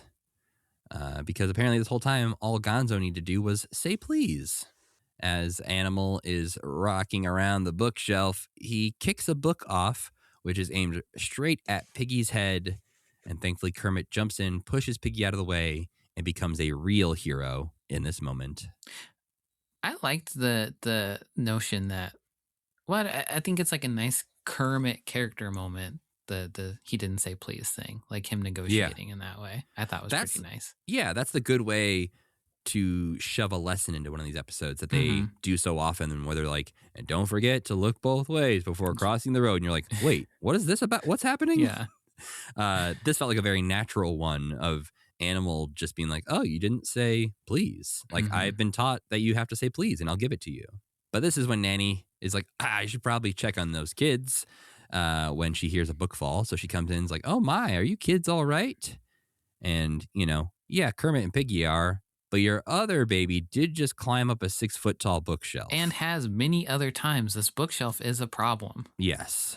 Thankfully, I guess it's anchored into the wall, so it's not going to fall on him. It's a built-in, I believe. Yeah. It is a built-in bookshelf, but it has been, this is at least like the third time that Animal has climbed up it and everybody's been really scared. And one time he almost killed Robin doing it. Yeah, one of the first episodes, it was a very serious thing that he climbed the bookshelf and had Robin with him. Well, this episode wraps up with Kermit seeing Trixie again, who was apparently not dead, and runs back into the old Range Rider, who basically tells him, you can still watch the Range Rider. You just got to do it in your brain, which feels like something that a show that was about to get canceled would say. Like, it feels like Muppet Babies was not sure if they were going to get another season after this. And so they were like, hey, kids, be with you. Muppet Babies might get canceled, but just, I guess, imagine it in your brain in the future. Don't forget about us. And the go bye-bye at the end of this episode is Animal and Gonzo riding Trixie. They look real tiny for some reason. Animal asks Trixie to go bye-bye. And so he's like, okay, and throws Animal and Gonzo all the way across the desert. No, they'll die. They have parachutes, Sam. Somebody told them it's important to put parachutes on them. Horace. Because we can't show the babies being tossed across the desert. Yeah. This episode was fine. This is right. You're right. This contributed to the 2 good episodes, little bits and pieces. But it was frustrating because I don't know. I think that in this season, things have been lower stakes where there's not as many times where it's like, we're being held at gunpoint on a train that's flying off a cliff. Yeah. And then there's like a commercial break and then it's like, this isn't real. It feels more these days like they have gotten the note that like you can't really drum up drama around this. So you have to just have it be like wacky and teach a lesson a little bit. And I think this one's successful in that to some degree. Yeah, I think it does remove some of the bite, which is a bummer. Because I think there is some of the weirdness. Yeah, I don't love what they've done with some of the characters. Like, I think Piggy especially feels like she's growing up or something, and they're trying to deal with that. And so they're like, Piggy just doesn't ever play along with the other kids anymore. Which is true to her adult form, but was not the role she played in the beginning. It's also just not fun to watch. Like, all these kids having fun and Piggy being like, nuh-uh. You have to do it my way or the highway. Which, again, she did in earlier seasons, but in a way that felt more natural of, I want to do this. I'm going to play the queen in this. Whereas now it feels like she's just, no, that idea is dumb. I'm doing my idea, which is completely different from your idea. Yeah, which Skeeter, I think, actually did used to do more frequently. Because Skeeter just had a different way of, but maybe it was more effective because Skeeter had a different way of having fun than Piggy and the other babies because she was kind of sporty or whatever and a little misunderstood. I don't know. Yeah, things have been sanded off and Skeeter doesn't do anything anymore, really. I guess she's a tomboy. I suppose her playing Peppermint Patty later is sort of indicative of what she is now. Yeah, which is perfect casting, I would say. Yeah. But before we get there, we have another episode from October 14th, 1989. Not Necessarily the Babies, written by J.R. Young. This episode opens up with the babies taking a tour of Storybook Land in their bookmobile, which in this world is like a safari, because this is Piggy's imagination. And instead of the bookmobile coming to your house or your neighborhood, in this world, the bookmobile takes you to where the books live. Hey, I have an idea. Make an episode about that. Which part? The bookmobile thing. The bookmobile safari. That's fun. Stretch this into a whole episode where they're like, and now we're visiting this story. And now we're visiting this story. No, because what this is, Sam, is all the babies can do because their nanny refuses to read them a bedtime story. Oh, that's true. They don't know any of the stories. So they're dreaming of, wow, sure would be nice to hear a bedtime story. Oh, that's really sad. Okay, I take it back. In this imagination sequence, the bookmobile runs out of gas because Kermit was pulling a wagon with all the other babies in it, and he got tired. Don't they know that Rolf can move an entire sofa all by himself? They should really just have Rolf be the bus driver. Yeah. But now it is time for Nanny to read the babies a story, at least according to the babies. So they pack up all their books in their wagon and take off to find Nanny.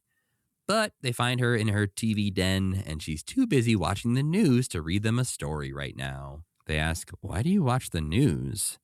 And she lets them know the news tells and shows people all the important things that happen in the world each day. But Nanny's news that we see is a lot more like TikTok era news, where it's just a compilation of weird things happening without any context. I liked watching the news when I was a kid. I didn't understand what was going on, but it was fun to see it, I think. Especially back in the day when there was like local news anchors. Well, there still are. There still is. The news felt like a big event back then.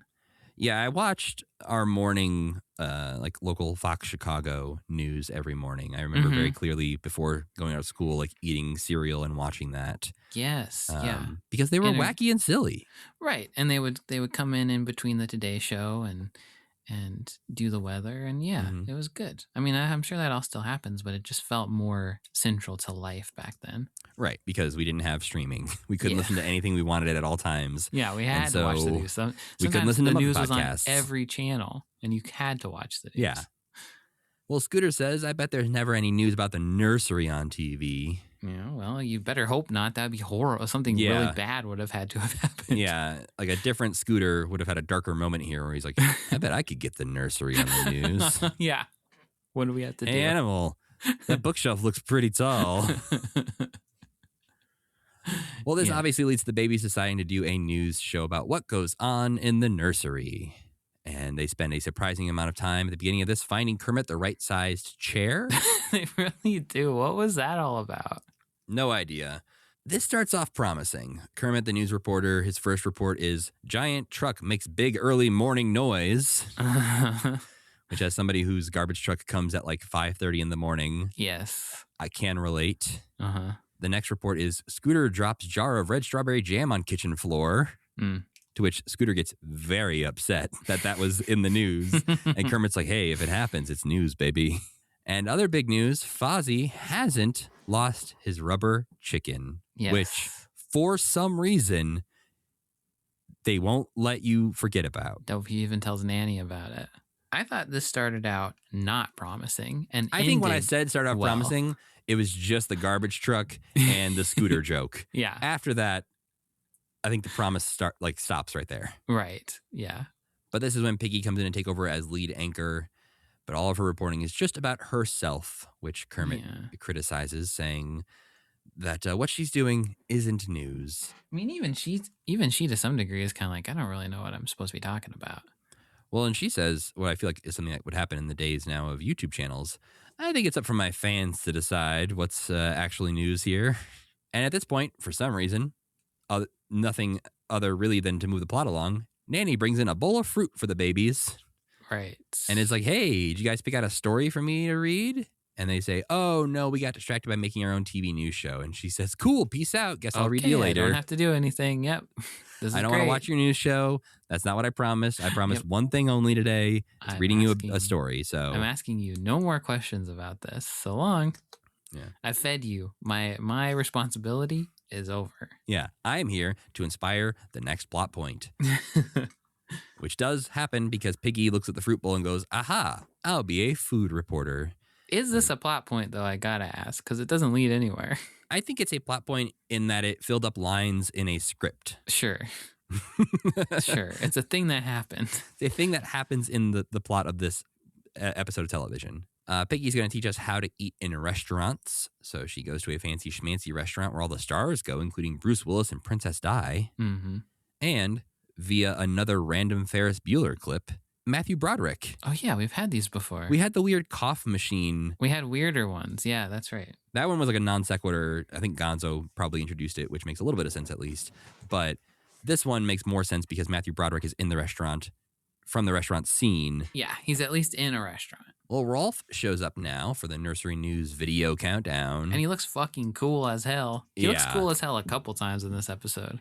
But he's got a weird mohawk later on, which was surprising. Yeah. But yes, in this one, he is here to count down the top 1,000 videos of the week. He's Rolfie Rolfum. Is that a VJ take? Is that somebody's similar's name? Weirdly enough, I think it's Casey Kasem. Oh, okay. They're mixing a couple things up here. Yes, he's acting like an MTV VJ, makes sense. but his name is a takeoff of Casey Kasem. I would not have gotten there. No, Thank you, Matt. it took me too long to piece that because he acts nothing like Casey Kasem. No. Casey Kasem, friend of Frank Welker, who does Kermit. Oh, well, yeah, because they were both on Scooby-Doo. Yeah. Right. I guess maybe there's a story there where they actually hated each other or something. Yeah, but is only friend because they were coworkers, Matt? yeah, that's all I said. Just because we're friends doesn't mean every coworker's friends. No, I thought you were going to say just because we're coworkers doesn't mean we're friends. No. But I'm honestly a little confused about what happens next, and I don't know how to feel about Rolf being this cool. I think it was exactly as cool as young Rolf should be because he's like, I'm going to count down the top 100 songs. Mm-hmm. And to me, that was like, finally, like Rolf's interested in something like in I don't know, like he's interested in music. Yeah. This is something that he would like. And I could see like, and I don't even know that we've ever really heard Rolf, grown up Rolf, be interested in much besides like his own piano playing. But I don't know. I thought it was cool that, yeah, he's like top 100 songs, little music obsessive. That's like a cute little wrinkle in his character. I would like that if what he played was like Beethoven's Fifth Symphony, right? Or like the Go-Go's or something. But what he plays could you is ever more of in a a Gonzo million thing. years guess what he plays? No, he plays clips of polar bears. Yeah, he says the band in this week's number 2 slot comes to us all the way from the North Pole. Their favorite color is anything but white. They love sushi, and they're called the Big White Hairy Animals. This isn't how music shows work, Rolf. This song is called Iceberg Stomp from Glacier Records. They couldn't get a clip of like, I don't know, Devo or some goofy looking band doing something. Blondie? Yeah. You know them. But yeah, we just get some weird... It feels like they're almost trying to do like a DJ scratch effect with footage of a polar bear. Right. But it's bad and weird. Only lasts about 2 seconds. Confusing. Yeah. And then Piggy starts yelling, demanding that we skip ahead to the number 1 video this week. Yeah. Which, thank goodness. Because number 1 is the News Brothers performing You Can't Stop the News. This is a fucking weird episode. Yeah. Kermit and Gonzo show up as essentially the Blues Brothers, singing a song that sounds nothing like the Blues Brothers, called Can't Stop the News. But they do have cute little Blues Brothers outfits on. They do. And they come into like a bump, bump, bump, bump, bump, bump. And you're like, all right, here we go. Yeah. And then it's like, and you're like, oh, okay. Yeah. It's more Huey Lewis and the News. They should have done that. Yes. Huey, Dewey, and the News is maybe more of a Muppet Babies joke. Yeah, I guess so. Is it anything? Well, that's what I'm saying. That's why it's a Muppet Babies joke, because it wouldn't be good. Because it's like, you got to check the carbon monoxide detector in the writer's room kind of thing. Well, next, because we need to do the news for adults, it's the actual plot of minutes. the episode starts is what happens next. Again, we're using the word plot as generously as we can here. Right. But yes, it is time for 6 minutes, which does almost last 6 minutes of the episode. Piggy is going to show us the wild, weird, mixed up world of children's fashion, which that part is completely unimportant. But it won't go away, and it's going to keep coming back because they need something for the other babies to do. I just like it when two babies are having competing imagination things, not in the way where they're like, you have to stop this, but when they're trying to inject their own thing. I know I used to get annoyed when Gonzo would do it because he would really take over. Right. But I like when it's like these two great tastes that taste great together kind of thing happens. Well, and I think it's when Gonzo would take over, but would just make it nonsensical and all the babies would get annoyed and hate him. Yeah. He was just always like, we're going on a space adventure now. Yeah. Fuck you. Yeah. But in this one, it's a balance between Piggy's fashion story and the dark, not pleasant story that must be told of toys that get lost and the kids that lose them. And somehow we're back to the lost rubber chicken. But this time, Fozzie still has not lost the rubber chicken. He did lose a teddy bear, though. Mm-hmm. So we are going to investigate at the Bureau of Lost Toys, which is he used to have a teddy bear pretty frequently. Yeah, we saw the teddy bear talk in an episode, right. and we really liked him, is all I remember. That's right. Maybe he only had it in that one episode. Maybe when they went into the computer or something? Something like that, yeah. But the Bureau of Lost Toys is a large bureau, which is a pretty good joke. Oh, yeah. And before we get into that story too much, though, Skeeter and Animal here are now dressed and need to model their clothes. But that was unimportant. So back to Gonzo, who's going to show us the collection of lost toys, including baseballs and dolls, who are just in some various closets. Mm. But we're not done with the fashion show, because in one of those other closets, Kermit comes out in a tank top and pool floaties and flippers. And Gonzo even makes the joke of like, oh yeah, just what a frog needs, another set of flippers. Yeah. And now it's time for Gonzo to show us the mystery guest in this episode, whose voice has been disguised to protect his identity. The shadowy figure says, toys never run away. And before he gets too deep, Rolf and Fozzie show up in some outfits. But then Gonzo yells at Piggy for interrupting, saying, Piggy, this is important. And she responds, not to me. Yeah, that was great. That was very good. But this is when the mystery toy chimes in saying, we hear this all the time. We're not important. We're boring. It's tough to be an old toy these days. This part was good. Kids can be so thoughtless, forgetting where they put us, forgetting about us all together. And this was the part that bothered me, because all the kids are like, oh, yeah, we do that? This part was crazy. Like, and then they're like, oh yeah, we remembered something we forgot. How did you remember something you forgot? Yeah. There's some kind of psychic entity in this room with you. Nanny forgot to pump the gas in today. There's also another line coming up that I think I thought way too much about. Okay. It is revealed that this mystery guest is Fozzie's teddy bear that he lost. And Fozzie and the bear reunite. They are hugging. And during this moment, Gonzo is seen wiping away a tear.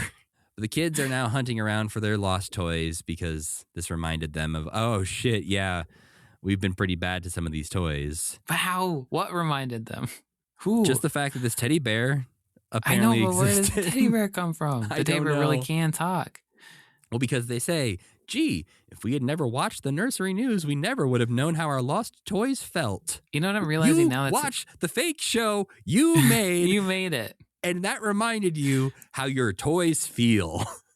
You can't just say something in that tone, Kermit, and expect it to make sense. If they had just said also that Fozzie had lost his rubber chicken, then the whole thing about losing the rubber chicken would have made way more sense. And he could have been like, oh yeah, I remember where it was. I put it in my closet. Oh, and there's all these other toys. And everybody else could be like, he could have been like, yeah. yeah, that's not important. I don't need my rubber chicken today. And Right. the mystery guest could have been like, hello. Yeah. They were so close, but instead they destroyed reality. Yeah, they just keep like no-butting their own idea. Of like, no, he didn't lose the chicken. They also try to wrap this up saying, now we know why Nanny watches the news. She watches so she knows what's going on in the world. You're right, but that is, I guess, explaining away this whole episode. how Nanny does comes this in. apply to your situation at all? Well, Nanny comes in and says, hey, kids, it's almost nap time. Get in your cribs, and I'll be in to read you a story in a minute.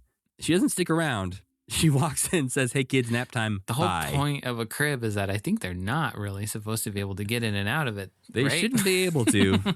So the kids get in their cribs with like 1,000 toys. That also not good. Not safe, but in the 80s, they were definitely doing that. This is the line, though, that broke my brain a bit. Oh, wow. There was like 2 other lines I thought was the line. Rolf says, it's great having our toys back. And Skeeter says, yeah, it's kind of like having our old friends back. Wait, I missed that. What the fuck? Who does that? Beaker and Bunsen? What happened to them?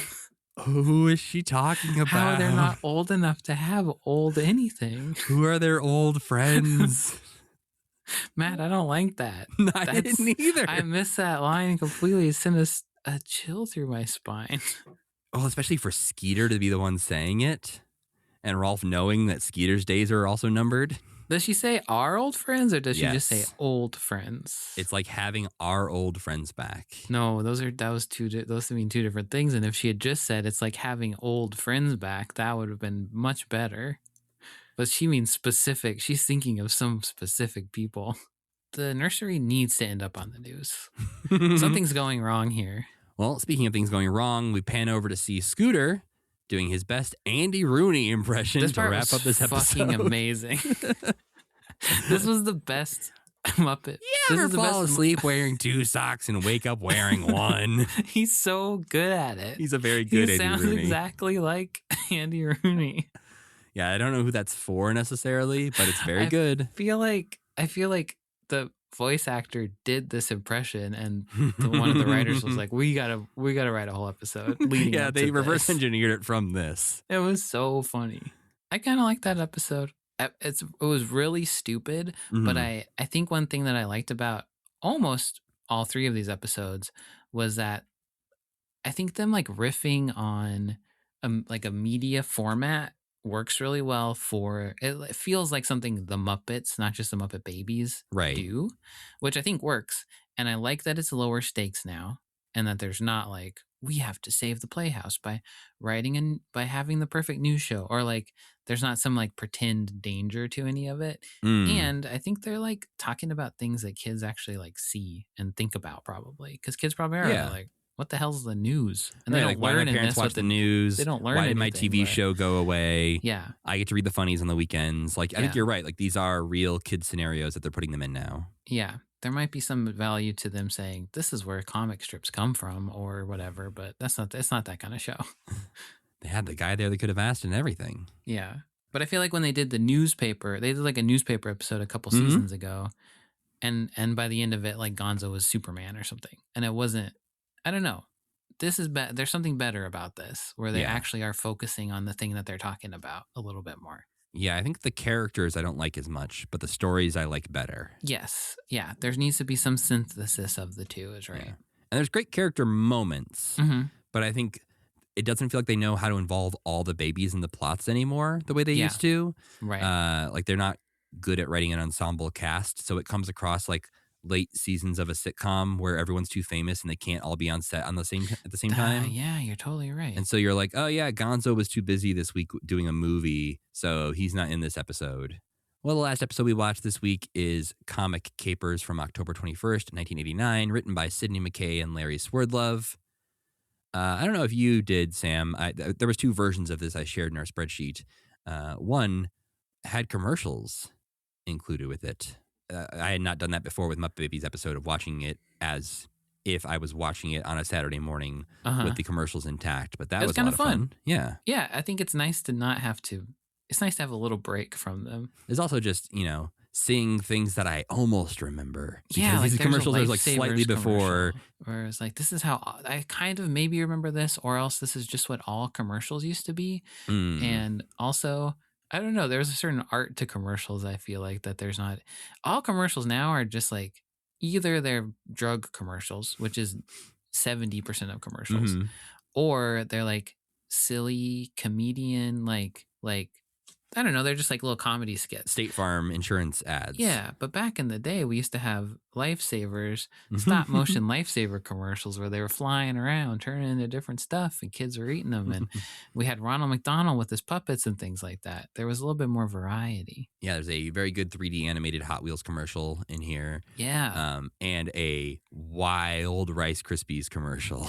Oh, when they're like, you'll never ride a horse. And then he's like, I know I won't. And then the Rice Krispie guys come up and say, you should ride that fucking horse, dude. Eat some Rice Krispies. I like your retelling of it because that's also wild, but the actual one is wild in a different way What is it? because it's 3 boys Yeah. staring at like a cowboy with a horse. And one of the boys says, I'd love to see that horse up close. Oh, it was too quiet. I was just imagining what they were saying. You're not that far off.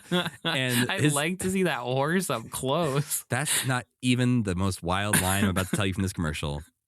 Because wait till you hear Rice Krispies slogan at this How time. does Snap, Crackle, and Pop help him with this situation? Well, because his friends are like, well, why don't you go ask? And What? he's like, oh, I could never. And Snap, Crackle, Pop up and say, oh, sure you can. If Rice Krispies can talk, so can you. What? This sounds like Because something that this is probably like The little fifth- noise. I That's understand talking. that. You didn't know This your is- Rice Krispies are screaming out in pain I when you feel pour like milk this on them? series of commercials probably started out with like a boy who wanted to ask a girl to a dance or something like that. And then they got like 7 more commercials in and they were like, what if a kid wanted to see Yes. a horse? I think you're probably right because what happens is the boy goes up to this cowboy and says, hey, mister, can I see your horse? And then it cuts to Snap, Crackle, and Pop with the bowl of cereal on the screen and said, Rice Krispies, do you have the guts to speak up? That's what it fucking says. That's the slogan at the end of this commercial. Is that do a you have threat? the guts to speak up? What? It's like a see something, say something level slogan. It feels like what they would rebrand. Like it feels like what the current administration would make posters of in the airport. Yeah.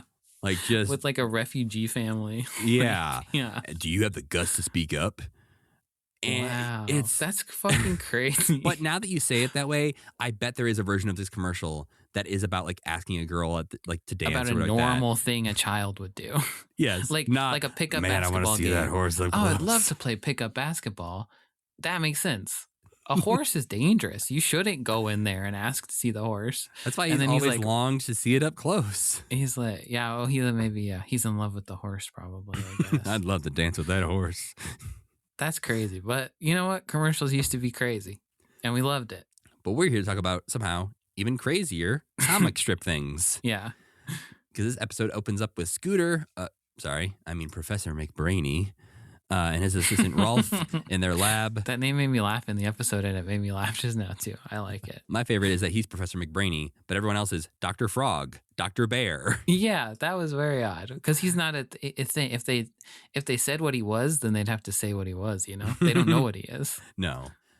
Dr. Frog and Dr. Bear, though, are working together looking through a telescope, and Fozzie pulls the black ink on the telescope trick, which, you know, It's Sure. fine if it's on flesh. yeah, that's the problem. Kermit's eyes are structured in a way where the ink ring is just on his physical eyeball. The gelatinous bulb on top of his Yeah, head. he has black dye or ink in his eyeball now. Yeah. His next line should be, Fozzie, will you go get Nanny to take me to the hospital?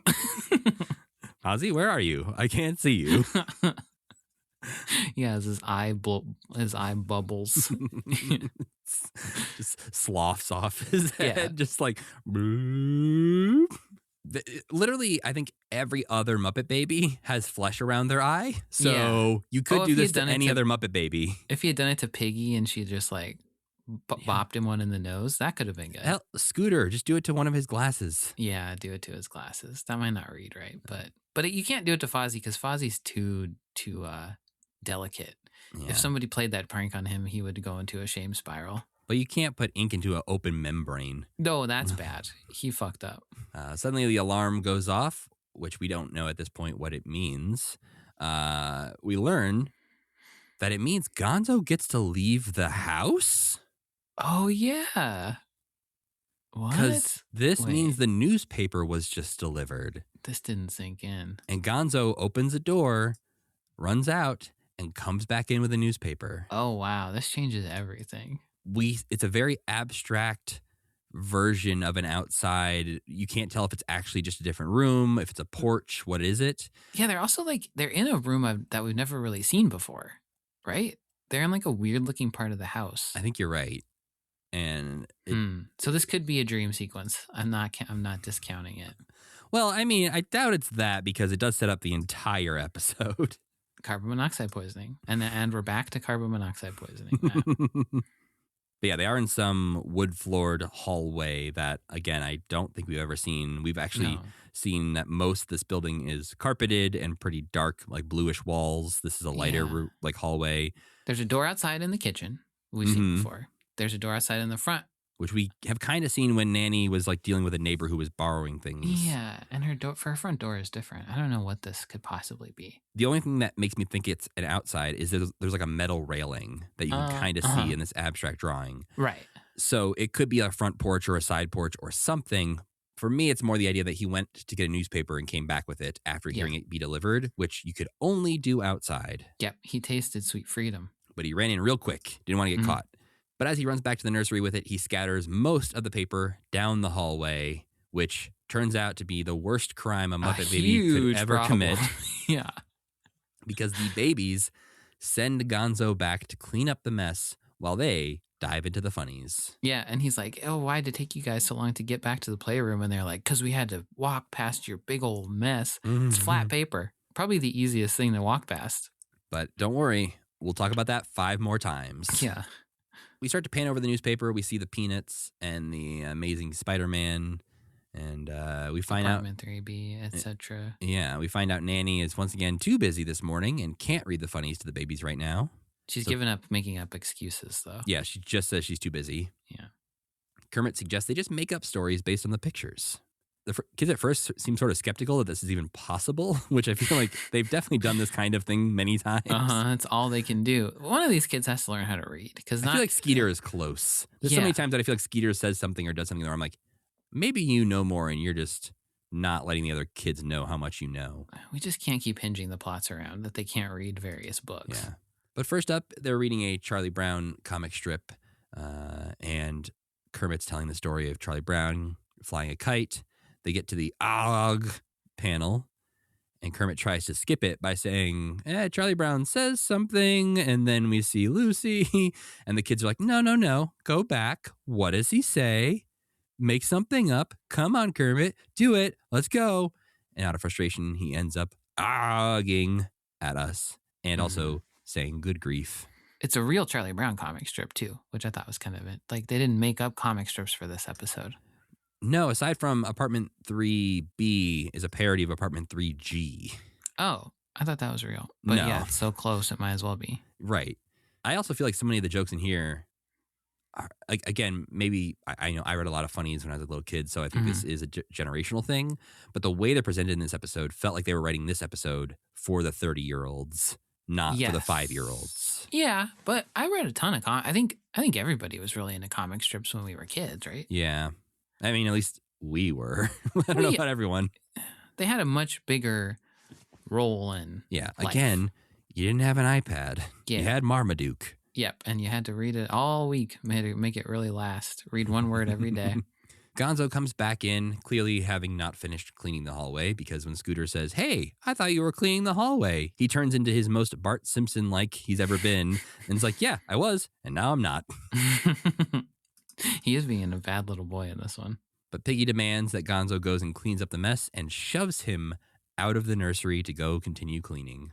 And they're like, this is going to take you forever. Which, to be fair, every time they show it, it looks like nothing has been done. So, it's getting worse and worse because he's goofing around out there.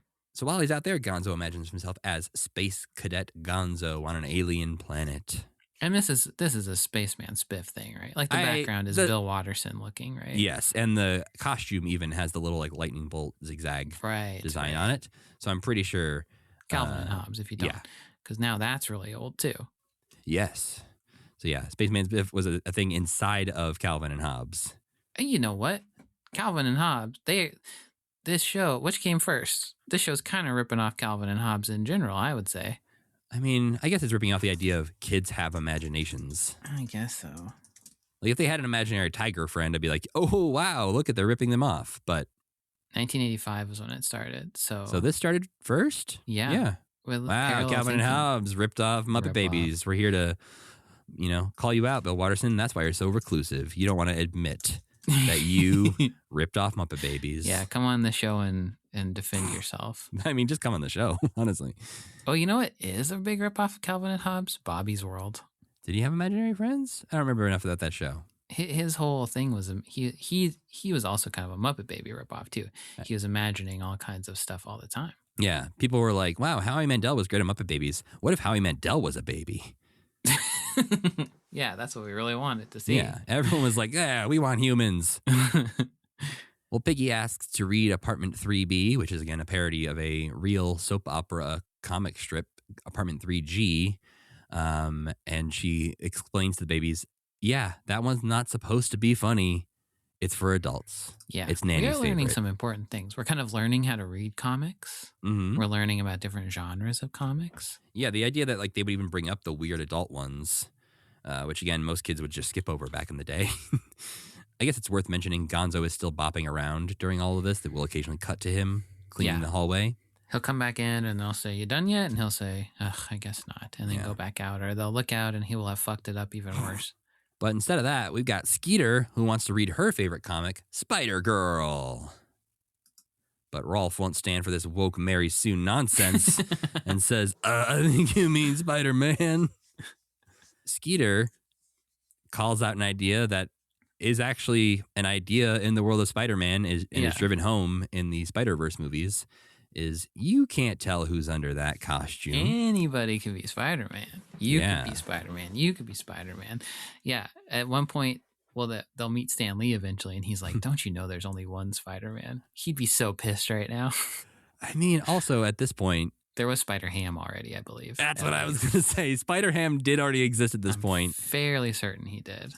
But I guess, yeah, I already like that episode too, because when he was like Spider-Dog, I was like, don't worry, Rolf. I think you can get in there because Spider-Ham does exist. If a pig can be, you can be as well.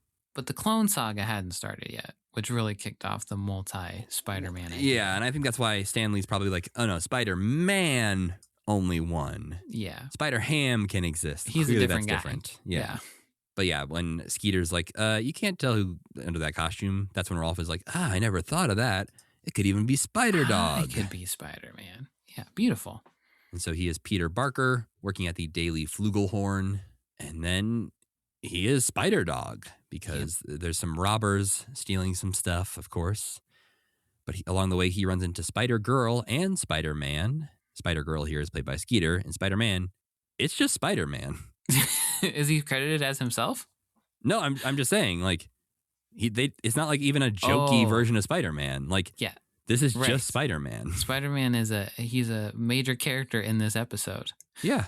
They even kind of do that thing, the meme. They do the meme, you know? I wanted so badly for there to be a clearer, it got good really screenshot. Close. Skeeter points at Rolf, but Rolf doesn't point back. Nope. And I was close. really, maybe I can Photoshop it a little bit. But yeah, they almost do the meme of the two Spider-Men because they start sort of fighting and arguing about there can only be one Spider-Man. Yeah, while the bad guys get away in the background. That meme, though, is from the 60s. That's from the old cartoon, yeah. Yeah, so there was hey, there's only one Spider-Man moment long before this. That's true. And that somebody conceivably could have seen on the writing staff. Yeah, it wasn't meme-worthy yet, but it was out there. I mean, they're even kind of in a similar setting. I don't know that episode, but they're like, looks like they're at a loading bay. Things are being stolen, I think. Like that. Yeah. Well, while these robbers are getting away with everything, Spider-Man has to step in and save the day. And suddenly, in the middle of this battle, we're transported to the real world, where live-action Stan Lee is standing in front of an animation table and gets spiderweb sprayed on him. Yep. Yeah. As we will see him in many Marvel projects in the future. This kicked off a trend. This started the MCU. This is part of the MCU. Maybe in Doomsday we will see Spider-Dog and Spider-Girl pop up. I think you got to hope for the next Spider-Verse movie at the most. Yeah. Like they could be in the background of one of those and you would never know that they're one of the 10,000 background Spider-Mans. Right. Well, Stan Lee yells, "Cut that out. Don't you know there's only one Spider-Man?" And then proceeds to get covered in a ton of webbing before letting out an, "Oh boy." I presume Disney owns the Muppet Babies too, right? Yeah. I think Matt Danner talked about that when he was here. Oh, right. That, they made a show already.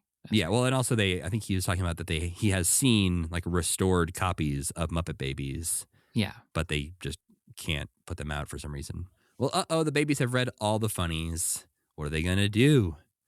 Piggy suggests they draw their own funnies, which Kermit objects to for some reason. Well, Kermit's scared of drawing. Oh, that's right. We do learn why that's happening. Yeah. Well, that, of course, leads us into a song called Give Us the Funnies, which features a compilation of a ton of actual animated shows based on comic strips like The Incredible Hulk, Dagwood, Peanuts. Some random cat and bird that I don't think are anything. No. But we also get to see animals' drawings of the Muppet Babies, which I absolutely love. They were great. The Piggy one feels so insulting to Piggy. Let me look again. Like his Kermit's pretty good. His Piggy is mean. No, I think his Piggy's cute. I think that's a mean Piggy. I think it's cute. Got little polka dot eyes, and I think she looks too much like a real live pig. Yeah, maybe that's true. She looks like a Sonic the Hedgehog character or something. She looks cute. Not everyone can be cute. Sonic, Sam. That Scooter and Skeeter is adorable. I'm saying the rest of them are very cute. Yeah. Hers Only is his the piggy meanest is one. insulting. It's spiky. A psychologist would look at that, a child psychologist, and be like, "You have some problems." Tell me a little bit about your relationship with Piggy. Yeah. We also get to see Scooter drawing himself as Scooter Tracy, where he imagines himself locking all his friends in jail. Yeah, he looks cool too. There, he looks like one of those things on the deli. You know, the pictures of the guys on the deli, I don't know what you're talking about. or no, the restaurant with all the caricatures. Maybe it's not a deli. You know, the restaurant with all the caricatures. on the wall. Sardi's? Yeah, that's the one. Oh, He's got kind of a Sardi's quality to the drawing of himself. No, the problem is, I know what you're getting at is not even Sardi's. Yeah. Yeah, you know what I mean. I know what you Pizza mean. Rizzo, that's what I mean. You don't. That's not what you mean. There's an artist, famous caricaturist. Al something. That sounds right. Al something. Draws the thin black lines. Albert Hirschfeld. Al Hirschfeld. That's right. That's what you're picturing. Which Al Hirschfeld drawings do not look like Sardi's, but I understand the connection. I'm. You know what? My brain's old. But as far as Muppet Babies names go, I'm glad he went with Scooter Tracy. Instead of Dick Scooter. Dick precisely. Dick Scooter's pretty funny. I'm Dick Scooter. That does sound like, it sounds like a congressional aide or something that turned into the most evil senator of all time. Or a put down from a 5th grade boy. Yeah. Oh yeah, he's a real Dick Scooter. That is pretty good too. Yeah. You Dick Scooter. I can't wait for the next Dick Scooter movie that Scooter has to make to keep the rights. But what we actually cut back to is Scooter trying to make a Blondie and Dagwood strip on his computer. Really focusing in on the mailman character of Blondie. Yeah, you just can't get the mailman to look right. It's worth mentioning we've already seen an animated Dagwood parody where Fozzie was the mailman like 5 seconds before this during the musical number. Oh, yeah, right. So now that's where he got the idea. Yeah. We see them trying to make the mailman, but this time Fozzie just starts hitting random buttons on the computer and makes the mailman look like Scooter. And Scooter's like, how'd you do that? And he's like, I got no idea, dude. He sucked into the computer, basically. But we do get to see both Scooter and Fozzie of what they would look like with a mustache. And I got to say, baby Fozzie pulls it off way better. He looks great. He looks like a very natural mustachioed man, whereas Scooter, not so much. Kind of hard. It's kind of hard when you don't have a nose. I'm always saying that. But he hits some more buttons, and now Scooter starts to get a rounder head, and his glasses get knocked off his face, and he goes, "Oh, I look like Charlie Brown." And then Fozzie just keeps going, trying to fix him, get him back to the mailman or back to normal. I'm not sure. But along the way, he turns him into Popeye and then Little Orphan Annie, landing finally on a knight character. And then Gonzo starts playing with the computer. There's a dragon. And then Fozzie and Scooter go, wait a minute. Gonzo, don't you have anything better to do, like cleaning the hallway? And they pick up Gonzo and carry him out of the nursery. But then we learn that Kermit wants to draw a Peanuts comic, but Kermit can't draw people very good. Mm-hmm. Thankfully, in what is maybe one of my favorite Muppet Babies scenes of all time, his friends show up to help him out. And I guess just to be the people instead of him having to draw the people. I guess so. Yeah, I guess that makes sense. But Rolf is Schroeder, which obviously, yeah. Skeeter is Peppermint Patty, but she's Butterscotch Skeeter. That's pretty great. I was hoping we'd just get everyone. Yeah, I kind of was like, this is more what the show should be than what it is. Miss Pigpen? Yes, please. Yeah. Well, Miss Piggy's got to be Lucy. I know, but if they made her Pigpen first, and then she was insulted, and then she made herself Lucy. Well, Animal would be Pigpen. Yeah, he's a more realistic Pigpen. Yeah. I don't think there's a Linus. I think Kermit would be the Linus. Fozzie could be Linus. I kind of feel like Fozzie could be Charlie Brown and Kermit is Linus. I think if you're really going one-to-one character. But imagine Fozzie coming out with his blankie and explaining Christianity to Sam. Okay, that's pretty good. Okay, you're right. But I kind of want to see like Muppet. I know Muppet Kids was a thing that was going to exist. Yeah, like a book. As a book. But I like them being outside. Maybe what I'm responding to is that they're outside this whole time. Wow, they get to have fun outside. They're doing normal children things and they're outside. Well, Kermit sits down at Lucy's psychiatric booth and she's like, you want to know what your problem is? And Kermit says, I think I have a deep-rooted need for approval aggravated by the fact that I'm kind of short and green. And she goes, nope, you just can't draw. That's what Kermit would still say his problem is, I think. Yeah. No, that was a too real live-action Kermit kind of line from a Muppet Baby. Deep-rooted need for approval is not a thing a Muppet Baby should be able to say. Your life's never getting better, kid. Yeah. Can't wait till I grow up and get over this shit. And I don't make movie after movie about how big a fucking loser I am. Well, after this, we find out that Animal took all the comics from this morning, ripped them up, and collaged them together to make better new comics. I got lost when they started running through all the different comics because I must have just drifted for a second. Yeah, they were like, Animal, you messed it up. He's like, fixed it. Yeah. Made it better. He did a really good job of, like, he put the panels together nicely, at least on the paper, for a baby. Well, they start to go running around from, Blondie and Dagwood's house because we just can't leave that place. Yeah. My favorite moment is Dagwood running out of the house saying, sorry, kids. Wait a second. Those aren't my kids. Yeah, weird. Like, there's a world in which Dagwood crosses over with the Muppet Babies and is terrified by what he sees. Yeah. Talking animal human hybrids, huh? Okay. I don't have time to get into that right now. Yeah, I'm late for work. And they wander through a few more strips before bumping into Space Cadet Gonzo. Oh, importantly, they go to Croc. You ever heard of Croc? Yeah, they're also in, what's the Viking one? Hagar the Horrible. Yeah. I like that a lot of them, they name drop the comic strip, but with Croc, they're just like, well, now we're in that weird one with the weird soldiers everybody hates. Yeah, we're in the one with the soldiers in the desert. And I couldn't even remember which one they were talking about. And then they're just like, oh, let's get out of here. They could have gone to at least the Wizard of Id. Well, and they have a history with Wizard of Oz. Remember, we saw that pilot that they produced before. Yeah. Imagine if Jim had become the Wizard of Id guy instead of the Sesame Street guy. That would have sucked for him. We're just talking about the 50th anniversary of Wizard of Id, the TV show now. Yeah. And they go to Caveman World, which I'm pretty sure is supposed to be Alley-Oop. I think that's supposed to be his dinosaur. That would make sense. But instead, we get chased by a giant, scary space alien. And we are running away from that, where we end up in the hallway. And Gonzo's like, take that, you. And then we hear Nanny say, take that, you what, Gonzo? That was crazy. What were you going to say to Nanny?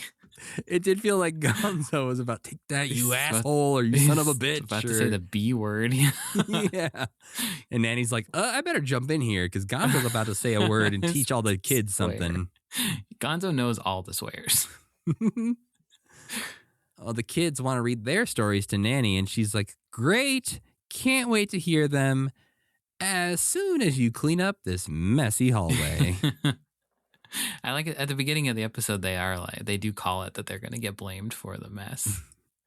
Yeah, the hallway is still a mess, if not actually way worse, because there's a bunch of stuffed animals and stuff now somehow in there.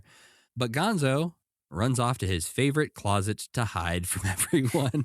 He doesn't go in that closet anymore. Not really, just to hide. That's why we don't see him. He's just there. And then we cut to Stan Lee again, who just goes, sheesh. Yeah, I hate this shit. I feel like they just recorded Stan saying a few different, like, oh boy, sheesh. Yeah. I can't believe this shit. And then they're like, okay, we'll use a couple of those, Stan. And the go bye-bye is wild. Disturbing. We Body get horror. Spider Animal swings in looking super buff. It's Animal's he just head looks like Spider-Man on Spider-Man's ripped body. But as he lands on the wall, it turns out that Gonzo and Animal were sharing the suit together in like a two kids in a trench coat kind of thing. And somehow their two bodies formed the perfect shape of a Spider-Man body. Muscular human man. Where Gonzo's his penis? I mean, if you're looking at Spider-Man's bulge and Gonzo is the bottom half of Spider-Man, I think you're correct. I think there's no other choice. What we actually see is Gonzo comes out the butt flap. He's got the little button butt flap to poop with. Yeah. But he pokes his head out of Spider-Man Animal's butt. The butt flap looks like boobs. Yep, and there's just a still frame that I had to post in our Patreon Discord where Animal Spider-Man is looking down at his butt, where Gonzo's head is coming out of And it with looks boobs. like he's got boobs flopped over. Yep. It's Great. It's wild. Yeah. And then really like Spider-Man takes his mask off, is baby Animal, and then rips in half. And it's terrifying. Yeah, the suit rips and Gonzo, I guess, falls to his death. An animal with a buff human upper body. His little baby legs dangling When the out. suit rips, though, we reveal like a real animal. Like the muscles just sort of disappear. So it's almost not like, his arm muscles. are they not gone? I don't No, know. he still has Spider-Man's upper torso. Even after the suit rips off? Yes. Oh. I'm looking at it right now. That's unfortunate. It's a troubling scene. Well, watching this with the commercials, I was able to see what sort of the don't go away version of this was, because you see at the end, they go to commercial and they come right back and it's another title card for another Muppet Babies episode. They don't even do the theme song again. They're just like, and we're back into it. So they really expected you to watch an hour of Muppet Babies. Yeah, and you were a dumb kid and you would. But instead, we're just dumb adults who are going to keep doing this for another quarter of however many episodes there are. Oh, well, you can't stop us either. I'd like to see you try. But what did you think of the comic strip episode, Sam? It's kind of your bread and butter. You know what? I liked it because it was about comic strips. Yeah. And it was another one where it was like a relatively focused like pastiche of something that even though there wasn't a plot in as much, like there wasn't really a plot, it still knew, like it kept the focus the whole time. It wasn't like the episodes where, like the Superman one, where it's like half of this is about us working in the newspaper industry, and now for the rest we're on a different planet fighting an alien or something like that. They were fighting an alien, but it made sense. Yeah, I think maybe if like they had kept up some of it, where Spider Dog and Spider Girl had maybe invaded the Dagwood world or something like that. Like, sure, if everyone wanted to talk about their favorite things, but I do think this one has a more natural progression than some of them, where it goes from wanting to read the funnies, trying to read the funnies. Oh no, we read all the funnies. Let's make up our own. Okay, we did that. That was fun, but I have trouble drawing. Oh, look, Animal also tried to make his own funnies. Like that all makes more logical sense than a lot of Muppet Babies episodes. Yes, I think this was maybe the best episode of Muppet Babies. The only thing I hate about it is the Gonzo kept getting shoved into the hallway thing. Yeah, that part was like pretty nothing. Well, that's the problem. Is I felt like it. Like he could have just been involved in the main plot line. Yeah. And we didn't need the newspaper stuff. And it made the other kids really mean when they would just like carry him out of the nursery. It could have been more fun if every time Gonzo went out there, he was imagining a different Calvin and Hobbes like imaginary. Because there's like, there's like 3 or 4 different things Calvin if he was hanging out with his imaginary tiger friend when he was out there. Yeah. That like could have been he's fun. complaining to his imaginary friend about those guys. Like, ugh, can you his believe it? imaginary They friend's did like this to an me again. octopus or something like that. Yeah, or a like lion. something weird. You can just go little outside the yeah. box. Right. And then if at the end he peed on something, you know? Yeah. And we get that famous Gonzo peeing on a Ford symbol. Yeah, and Bill Watterson sees that and says, why didn't I think of that? I'm going to make $1 billion.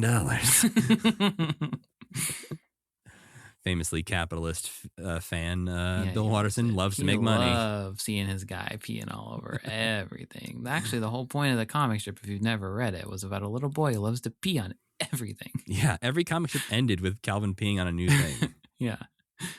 Oh, but that does it for Muppet Babies this week. We can check some more off the list, but boy, do we sure have some more to go. But we're not done. And we could probably calculate exactly how many more hours, almost exactly, we're going to be talking about Muppet Babies. But we won't do it right now. Nope, because it would make us sad.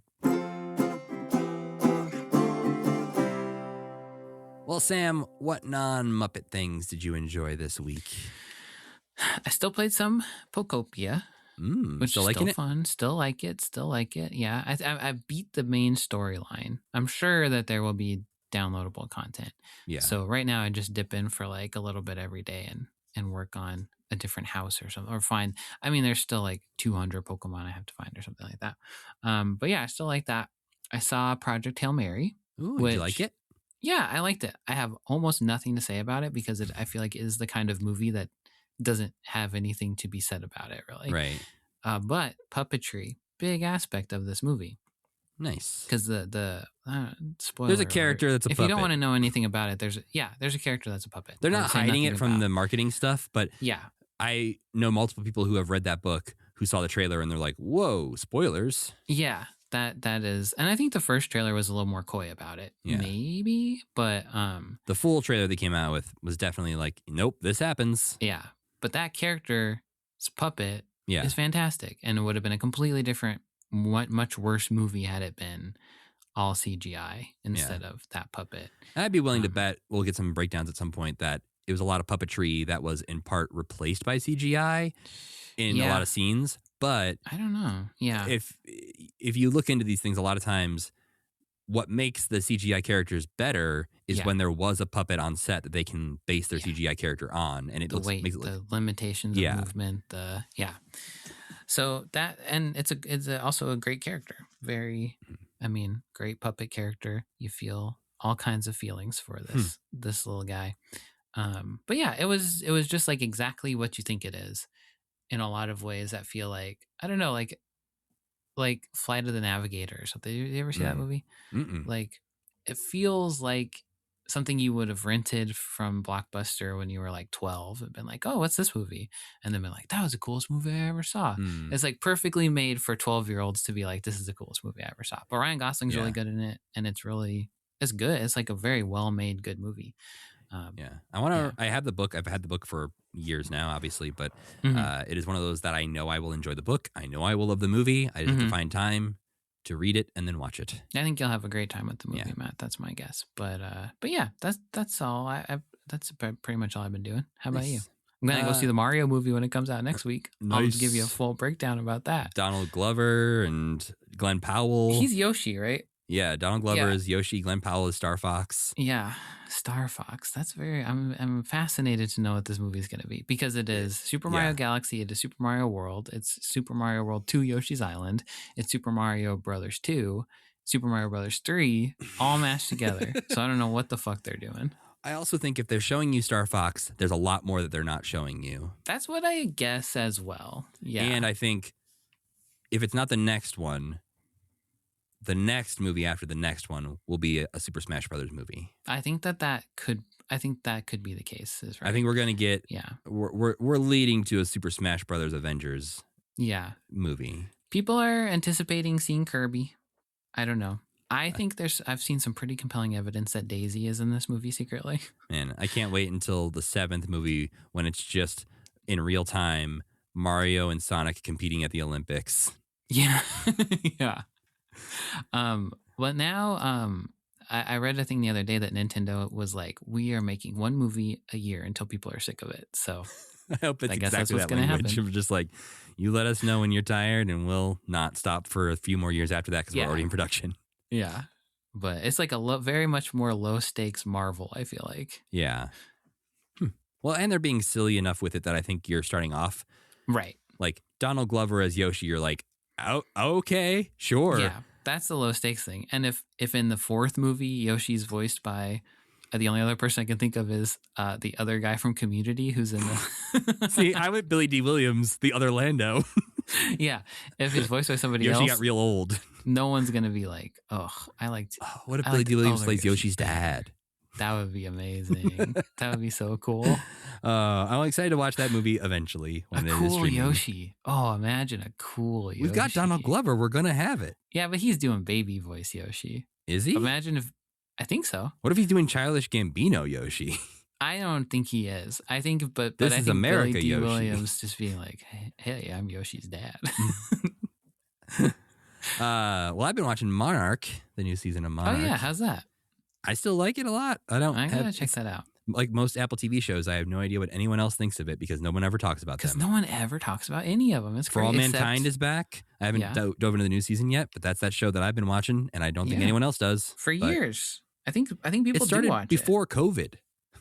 Whoa, what the fuck? Really? For All Mankind started in 2019. Huh. Yeah, Severance is the only one that gets any action. Yeah. And maybe Fraggle Rock. Like, those are at least that's in our crowd. That's in our crowd, is right. But no, really like Monarch. I think it's still, this season's a bit weirder. It's like more like family drama dynamics, like even more so than it was in the past. Mm-hmm. That I think is interesting because of some plot things that have happened, they're doing less flashbacks, which I don't love as much. Yeah, I was curious about that because it doesn't seem like there's room for Kurt Russell Jr. anymore. Well, and I think they've also sort of done most of the timeline of that storyline now. Right. Like, there's not a lot of unanswered questions still from that time period. Yeah. And so it starts to feel a little bit like when you go back to it, they're like, oh no, we didn't tell you this random Tuesday. What happened that day? Right. And so they start to have to like fill in gaps that's like not, I don't know, doesn't make a whole lot of sense. I think I got a little burned when Kong X Godzilla had so nothing to do with the TV show at all, which I knew it wasn't going to. But this show is still in 2015. Yes, it's still set before all of Skull the Island. crazy. No, Skull Island's in the past. Before King of Monsters. King of Monsters. So yeah, got all the crazy Godzilla stuff, and Godzilla's not a hero or anything to them. Yeah. Right, and Godzilla is barely in this season at all so far. And I'm going to go rewatch the MonsterVerse things because I've just been curious about how the Bill Randa stuff connects. Because somehow Anders Holm becomes John Goodman in the course of like 10 years. I guess Skull Island could have warped his aging or something, but there's that. And then there's just the general of like understanding of what Monarch is and what these people know about these creatures in those middle movies. Because to go from like Monarch to King of the Monsters, I'm like, does that actually make sense in any way? No, it doesn't. Yeah, probably to not. go from King of the Monsters to Kong versus Godzilla doesn't make any sense. None of it makes any sense. At the end of all of this, I think I will have King of the Monsters and think, I love that movie, and I will be totally okay with that. That's sort of how like I like 2014, I like Skull Island, I like King of the Monsters, I like Monarch. For me, I think the MonsterVerse currently ends there. Yeah. Like we don't need all this King Kong stuff. You know, he's boring. Yeah. He has a nice small part in Monarch this season. Well, we got to let you know what we're watching next time. And next time, we will continue with 3 more episodes of The Ghost of Fafner Hall. Okay. At least there's puppets in it. Well, and we're not that far from the end of that show, Sam. Yeah. So, you know. Can I ask you a quick question? Sure. If you touched baby Kermit's face, okay, would it be felt or would it be slime? It's slime. I think so, too. I think I would leave an indent. Yeah. If I pushed. And I think Piggy is flesh. But what does Scooter feel like? An orange peel. The age-old question. What does Scooter feel like? I don't think they're felt, though. Anyway, continue. Well, the 3 episodes of Ghost of Fafner Hall we'll be watching. Here are some names that will infuriate Sam. 1, if you can play, it's an instrument. Okay. I'm okay with that. It just feels like we've done that plot 3 times before. Sure. It's your body. It's whatever. Yeah. Second one is improvised music. Okay, that's the same one as the one just before that you said. And the third one is notation, the sign that gets the sound. Don't put a colon in the title of your children's show. I'm sorry. I'm sick of these guys. Well, while we're sick of them, you know who we're not sick of? Our friend Tuna, who makes the music for this podcast and recently had to fix the audio for one of our podcasts. Yeah. And also Cassie Wilson, who sings our theme song. Don't forget to go to commitment.com for all commitment needs and to listen to all the episodes. If you want to go check out our YouTube channel, the podcast gets uploaded there as well. And you can also now find some playlists if you want to go listen to all of our Muppet Show episodes back to back or all of our Fraggle Rock episodes back to back and don't want to search through your Pocket Casts feed or whatever. You can just go listen to them all there in the order. Whole show, though. It's a narrative we're weaving here. Yeah, you're missing so many important inside jokes. Yeah. But while you're listening there or wherever you're listening, don't forget to rate, review, and comment on the episode. Let us know what you think about it.